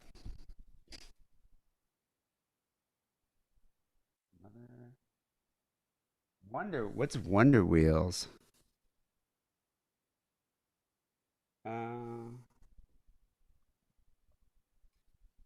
No, Chris Siege, you have a good radio voice. Oh yeah, Dwayne, I got your call. You called in about LA, and Stuart Waskey called in about LA. So, um, yeah, we're gonna play these LA calls next week before Kate comes here, because that'll be the week before she gets here. I'm wondering what we're gonna be. It'll be different when she's here because we'll be recording shows. Um, we're gonna, yeah, we're gonna be recording shows live, like here in the same room, so it'll probably sound a little bit different. But don't get me wrong, From the Ville was a great show, but Sick and Wrong has been around way longer. Not to mention, you know, Sick and Wrong, like we kind of introduced From the Ville to like a huge audience. Because From the Ville was kind of a small show that they were just doing in Bay City, but I was friends with Steele. And then when we started promoting them and having them on the show, that's when their audience, I wouldn't say they ever blew up. They're never as big as we were. But, we introduced a lot of people to their show. But I love John Steele, is one of my lifelong friends, been friends with that guy forever. Mike Martin's kind of a prick. I don't know if people ever listen to that guy, but yeah, Mike Martin's just kind of a dick. But Steele's still one of my close friends. Can you see the chat, Dave? Yeah. Yeah, Talking yeah, about yeah. Sick and Wrong I is think cool. we should have a legit rotundo on the show. I think we should try and maybe get Dougie on the show, but I would like Dougie on the show with John Steele, and I also agree that oh my, I don't know if you've ever actually had to do radio with a real rotundo. It sucks. it I'd would rather- suck. But I think John Steele could wrangle in Dougie. It's punching down, and he wouldn't be able to. No, I've had like Boom King, Bob Madigan. Bob Madigan was an alcoholic, but also kind of like his brain was so fucking melted. He's kind of a rotundo. Boom is a full-on rotundo. I think I sent you a link to his podcast he does with his wife. Did you see that? It wouldn't load. Oh, you can- I said to you, no, it just said like bad link doesn't work. God, no. It was yeah. Oh, no, right. So Warren is asking, was the Wackerly beef legit? The From the Ville one. So, right. Next, in a couple of weeks' time, in 3 weeks' time, I'm going to be in San Francisco. I'm going to be in a San Francisco party with Wackerly. I have many questions to ask Wackerly, but one of the questions I am asking Wackerly is why he hurt John Steele's feelings. I think people want to know, Kate, why you won't listen. You refuse to listen to the old episodes of Sick and Wrong. Well, no, I said to you, I'm going to listen to From the Ville archives, and then after that, I'm going to go through the Sick and Wrong archives. I have 3 episodes left, and then I'm going to up my tier on Patreon. I'm going to listen to the Sick and Wrong archives. Oh, to get the archives, I could probably just send those to you. No, I'll just up my tier. I am a patron of Sick and Wrong, and I have been since like 2018. I might as well just up my pledge. I'm trying to think of what other rotundos we had on the show back then. It's sometimes it's like I kind of Dwayne blank. Dwayne says that Sick and Wrong is better than FTV. Like, yeah, I will.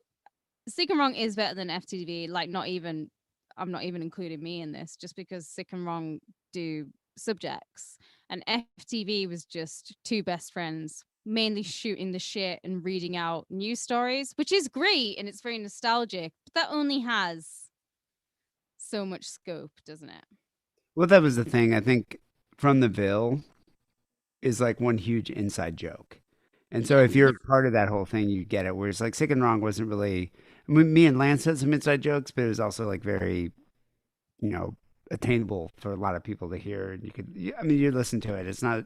It wasn't. It was universal. It wasn't Yeah, just yeah. like about this one little microcosm.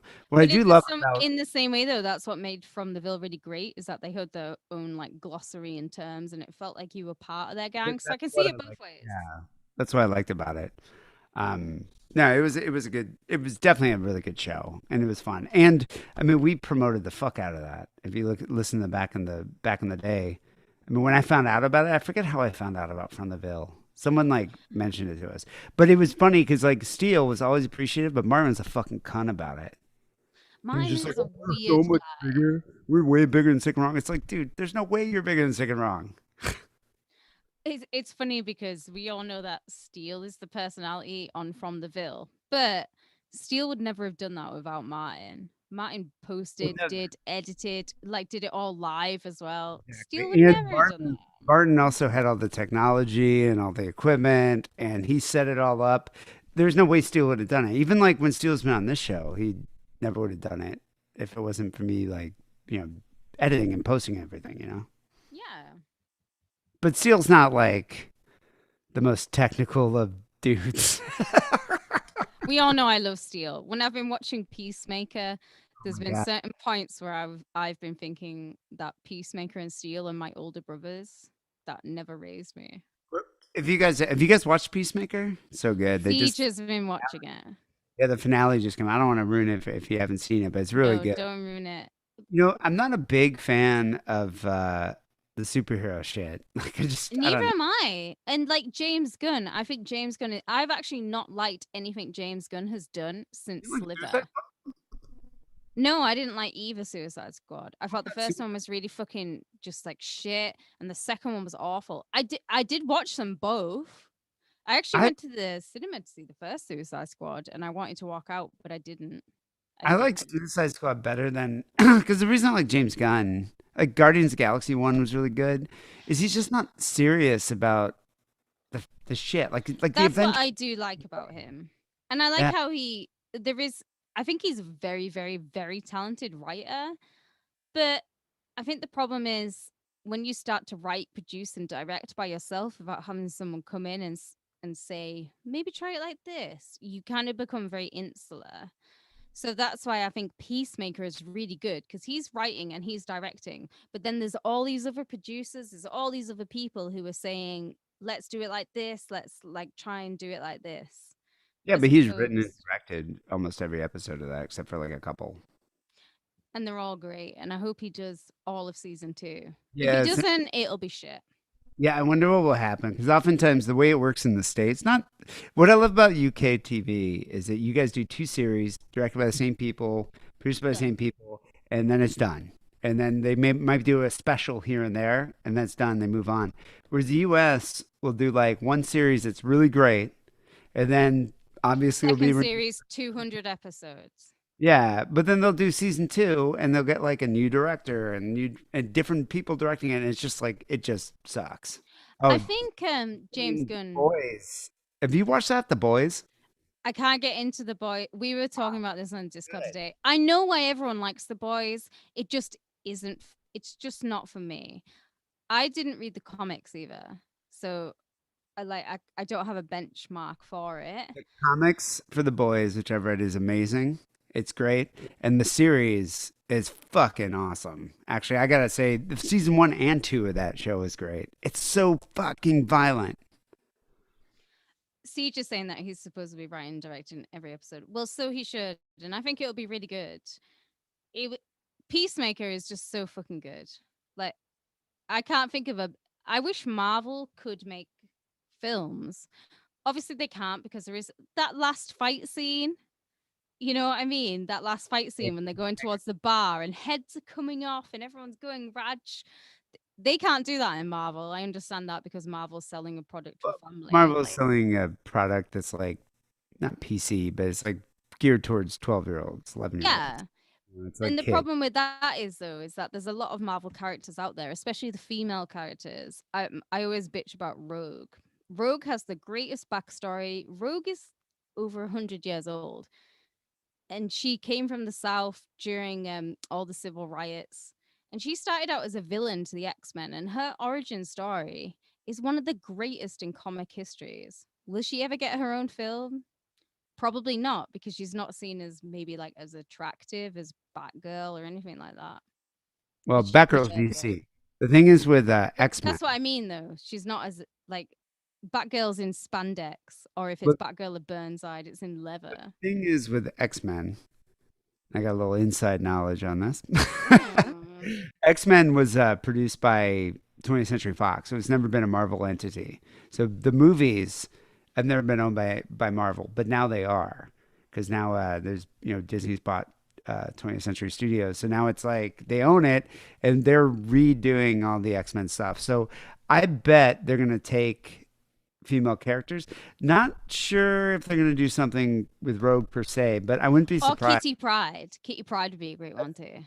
From what I've heard, and don't quote me on this, from what I've heard, they're redoing that entire. They're going to kind of do away with what the X-Men was in the early 2000s and Good. late 90s, and they're redoing that entire X-Men universe, and that's going to be a huge. I'm sure Marvel's going to do it for 13-year-olds, but this is going to be a huge thing. But even like Emma Frost, just doing like Emma Frost or like Madeline, the whole Madeline Pryor Jean Grey thing. That's a whole standalone story that is totally Oh my outside God, the it'd be X-Men. amazing. In the Phoenix movie, I don't know if you ever saw it. It's kind of lame. Oh, I was see, like that with the Phoenix movie. Like I liked it because it's obviously Jean Grey. Every chick likes Jean Grey, but yeah, but it was lame. Like it even was my lame. my ex, who was super into that, was her cosplay character and all that, was just like, this is just kind of boring. Because they didn't. I kind of get that if they were building it up to do like 4 or 5 more films, it would have worked. But it didn't work because if I was making a Jean Grey film, I would have just gone in like all guns fucking blazing and just gone for like the Phoenix Rising type of stuff. And they just didn't. They were trying to. But there is 2 sides to Jean Grey. Could talk Yeah, about this shit all night. I agree with Siege though. Marvel has been reluctant to give chicks their own films, and mainly like I don't know if you saw Black Widow, but Black Widow sucked. I didn't And like Black. no, I didn't want to see it. Also, my knowledge of Marvel, because we were talking about this in the Discord today. I stopped reading Marvel. Not that I stopped reading, I just stopped collecting. Probably when I was like talked about this on podcast before, like 14, 15, maybe even younger. And I just solely concentrated on DC in 2000 AD because that's what I was super into. 2000 AD, was that DC or is that Vertigo? No, 2000 AD is it's a whole company, its own company. Oh, the company's called 2000 AD. Yeah, and that's who put out Judge Dredd. Love Judge Dredd. Oh, let me show. Yeah, Judge Dredd was great. Let me show You know, POV. I was never a big Marvel fan either. Like my brother, holy shit, my brother was so into comics. Jeffrey loved Spider-Man. Jeffrey loved Spider-Man. He loved Conan the Barbarian. No surprise there. And he also loved Batman. Like Batman was his big thing. I don't know. I mean, I used to read his comics, but I was more into like Vertigo, like the Invisibles, the Garth Ennis stuff, the Warren Ellis stuff. I just Well, yeah, Garth watched it. Ennis. Yeah, like that was kind of the thing that I was more into. Grant Morrison, amazing. Oh wow. Alan Grant as well. Yeah, my Judge Dredd. Yeah, Alan Moore. Like Judge I Dredd, my favorite Judge Dredd character I love him so much. Kind of didn't read a lot of, not till later did I read a lot of the X-Men comics. Like my ex was super into that, so I read a lot of the Marvel stuff later.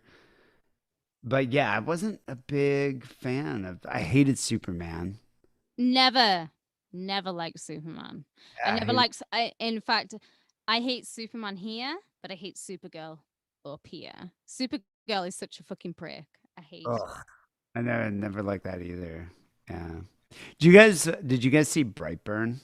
That was like James Gunn's brother's movie. His two brothers made this film. James Gunn We were produced. talking about that, weren't we? I kind of enjoyed it. It's like a horror film. A lot of people did not like it, but I thought it was kind of cool. Oh, we were Uh, talking about because I said I was going to watch it, but I was in the wrong mood to watch it, so I didn't. So I'm still yet to watch it, but it horror. is on my list.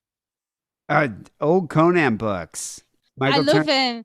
I was about to say the old Conan when he's with Wolverine. Oh, no, that was actually so that was interesting. Marvel brought that back, the What If series. And so the What If series were these series of like they take two impossible circumstances, characters from different worlds, different universes, times, or whatever, and put them Yeah, together. But one of my favorite What Ifs was what if Conan fought Wolverine? Oh, it's such a badass one. It's so cool. that's what I'm thinking of. I had that at one point, but I did a massive. I had so many comics at one point, and I just got rid of them all because you can't be into everything, and I just don't have the space to be into everything. So now I've really limited it, and I just basically have Judge Dredd. Who was that guy? Who wrote the Conan books? I'm gonna look Oh, him up. Siege is saying Eternals though. I actually haven't seen Wait. Eternals, and do you know what? I've seen so many different viewpoints about Eternals that I kind of feel that as someone who doesn't like the MCU, I want to watch it to see how I feel about it. Yeah, Siege, did you like the Eternals? I never watched that one. I actually, I'm kind of just not a big fan of Marvel, so I won't go and like I never watched He Hawkeye or says any it. I get the feeling from Eternals. It's kind of like watching June. I don't mean the new June. I mean the old June. of the new Dune. I mean, I know K Rambo doesn't agree, but the new Dune was fucking I great. haven't seen the new June. The It only will be a problem, while. the only problem I have with the new Dune is you should wait till the other ones come out because it's such a cliffhanger. Yeah, Robert Howard. Thank you, Gino. Robert E. Howard is such a fucking weirdo. He was such a weirdo. But yeah, the new Dune, I think you should just wait until they've come out with all the movies because it's such a cliffhanger that you're like, fuck. Now you got to wait 3 years for the next one. I actually liked the Watchmen movie. I don't understand why it was so hated. I love to watch it. I really enjoyed it. I You think got I think YouTube? always what happens with these comic book films is the hate it receives is usually from real comic book people who are like, this isn't it's like the first Judge Dredd Stallone movie, which is fucking amazing. Yeah, he takes his helmet off, but for everything else we get in that film, which is complete 2000 AD, I will stomach that. It doesn't bother me. We get all the monsters, we get to see the mega cities, we get to see the robots, we get to see the mutants. That's what 2000 AD is. I like the new Judge Dredd, and he's a great Judge Dredd in it. Carl Carl Urban's Urban. Keith voice. Urban's married to Nicole Kidman. Carl Urban's great, but that whole film is not 2000 AD. It's too gritty. There's no humor. It's written by like British people 2000 AD. It's not meant to be like a Batman where it's like, I am the darkness. There was one joke at the start of it where they're taking the piss out of fat people, which is a very long running joke throughout Judge Dredd. If you're a fat person, they're allowed to execute you on sight. There's loads of shit like that. That was the one thing that I saw in it where I was like, that's 2000 AD. I think what That they is did, it. you're right though. What they did with the new Judge Dredd was try to make it like gritty and real, like But that's Batman. not Judge Dredd. Judge Dredd is real But comic-y. the new Judge Dredd, and people might remember this. If you ever seen The Raid, that Korean movie, it was pretty much just The Raid, but with a judge.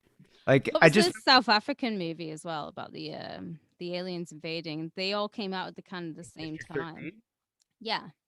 District 13 is a different movie, but that's a great movie though. That was a great movie. Oh yeah, Solomon Kane. Did you ever see that? I've never seen Solomon Kane. Who's in that? Solomon Kane was. I actually kind of like that movie. That's a weird. They made a weird movie out of that. I forget who played Solomon Kane. I'm gonna have to download that one. Came out in 2009. Who played Solomon Kane? Also, another Robert E. Howard. He was an English mercenary who converts to Puritanism and then renounces violence, but then he had to go back and do it. That was kind of interesting. Is this a comic? It was a book comic that was written by Robert E. Howard, same guy that did Oh, right, Conan. right. But the movie, I actually kind of like the movie. I forgot about that movie. He might be a good person to do like an overkill on then. Robert E. Howard, he was a fucking weirdo. Oh and he my was- god, you know the new Judge Dredd came out over. No, it didn't, Siege. That's a lie. I feel like it came out in 2017. Yeah, Max von Sydow was in Solomon Kane, which is pretty cool. Anyways, I'm hoping that the next Judge Dredd stars Judge Death, which is what we all want to see. Anyone who's a 2000 AD fan just wants this guy. We don't But that- want Judge Dredd. We want Judge Death. I'd like the new Dredd movie, but it wasn't the same thing as like the first Judge Dredd was Stallone, because that showed you like the whole city. There were parts that he was like, remember he went into like that desert community after he was like kidnapped. Yeah. Well, No, because it was it's like cool. I could talk about this all day long, but there's like 5 mega cities, so he's probably in like Mega City 3, which was the Texas one. They did, whereas like Judge Dredd, just the Dredd movie, which was fucking cool too. Just a different movie, not the same. You know. But I do think they should do. I think they are. They did option a Judge Death movie. I think I looked into it. I can see it would be so good, but also at the same time so hard to do without CGI. But if they did it all, because in the Stallone Judge Dredd, it's all animatronics. It's robots. It's a legit robot that he kills at one point. So if they could do that for Judge Death, I think that would look better than CGI. Multi Twatman gave me a good idea here. I think we should make a viral video where it's you basically just overdub Stallone or the Carl Urban Dredd with just Judge Judy. The thing that she says. Don't you think that would be pretty funny? I bet you people might like it. I think that would have been funny like 4 years ago. I think it would still work, you know. She's the highest paid TV actor in all time. YouTube has totally changed now. To get like your shorts, your reels to go viral, you got to be cooking something or doing your makeup, or it's not showing something crazy anymore. It's having an alligator pop up out of nowhere. It's not stage shit like it used to be. It's totally changed. God, The 20 Australian mega city got so there was right Australia. America had was it 4, 5, 6? Maybe it was 6. what The Australian mega city was number 6. Christopher Siege, stop coming in with these hard cuts. 2012 was not a decade ago. That's crazy. Oh, Rob's going to watch Porky's tonight. God, Porky's. I haven't watched that in a long time. Oh my god, both kitties are here. Here is a little Calivans. My Really- stepson, Oh, fucking diarrhea boy right here. diarrhea boy. Are you gonna spank him for YouTube? This is what Caliban likes. Jumped off. Yeah, no, he likes to be spanked. Warren was on Weaker's Link. That's madness. Did you win, Warren? I must know.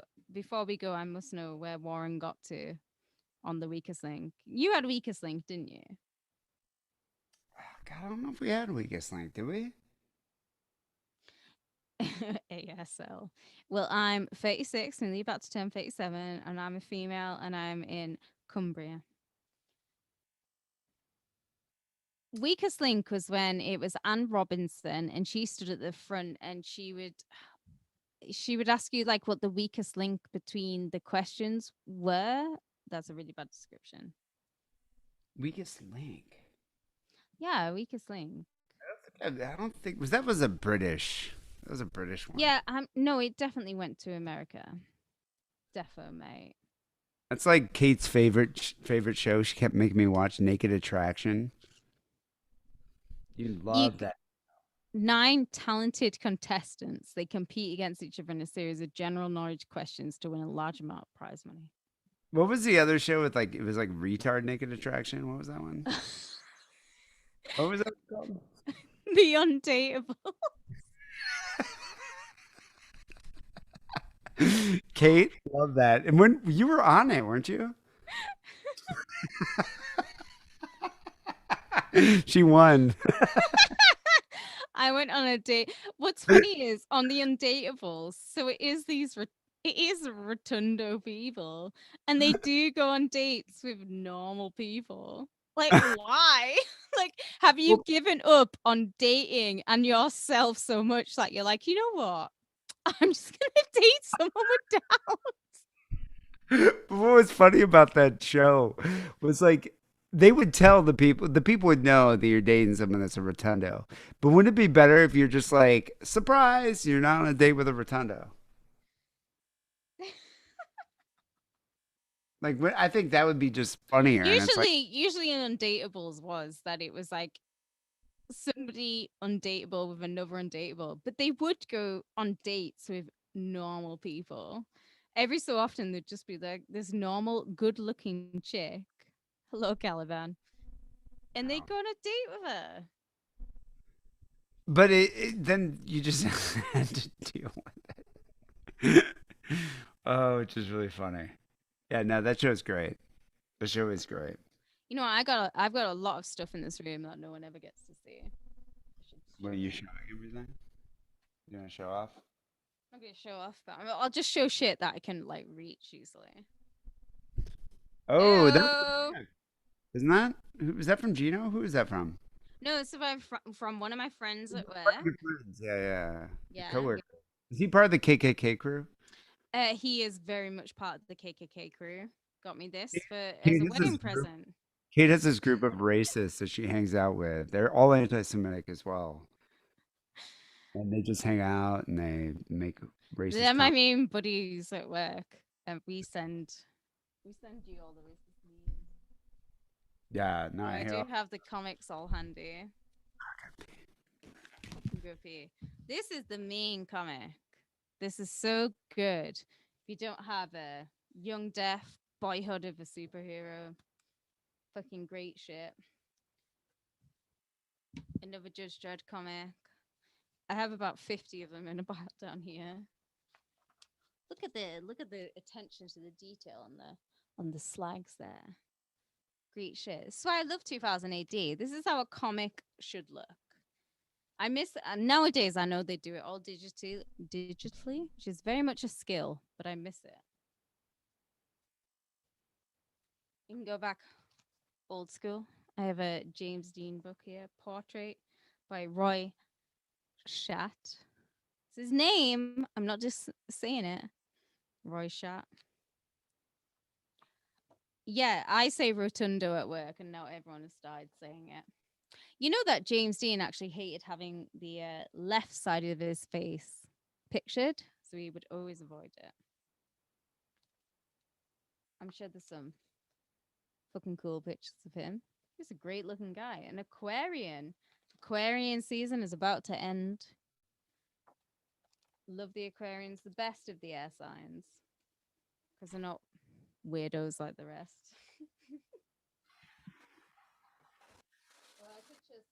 Oh, wait, do you guys know this one? Have you ever heard of Red Meat by Max Cannon? Smacked. D, look. Oh, red meat. I love that. Yeah, Red Meat was fucking awesome. That's such a great comic. Whatever, and it was in the news too. It was in the news. This is probably like the last of the news strips. Oh, this is what Caliban.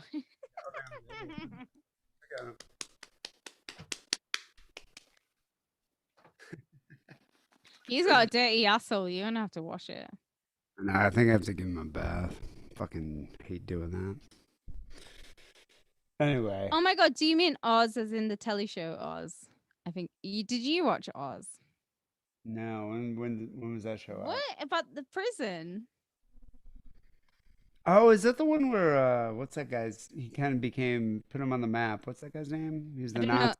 There was a few of them, but Oz was part of my sexual awakening because there's so many man rapes in it. No wonder you loved it.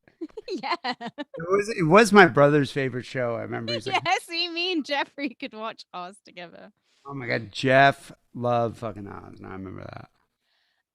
Right. Warren's going to bed, but next week will be our last live stream because I don't think we can live stream while I'm in California. I'd have to figure out how to do that. I mean, I guess we maybe could. We're going to be away every weekend and doing stuff. So Yeah, it's gonna be the next few shows will be tough because we'll probably be recording them at random times. I have this one, going round I the have this twist. interview I'm trying to get, which I think would be really funny if I can get it. I'm trying to do an interview coming up, which I'm hoping I can get. I'll see. So but yeah. next weekend we'll live stream whatever we're doing, and then that'll be it for a little while, and then that'll be it till I come back. Anyway, all right. Thanks everybody for tuning in. It's a lot of fun. Fun times. We'll see. We'll live stream next.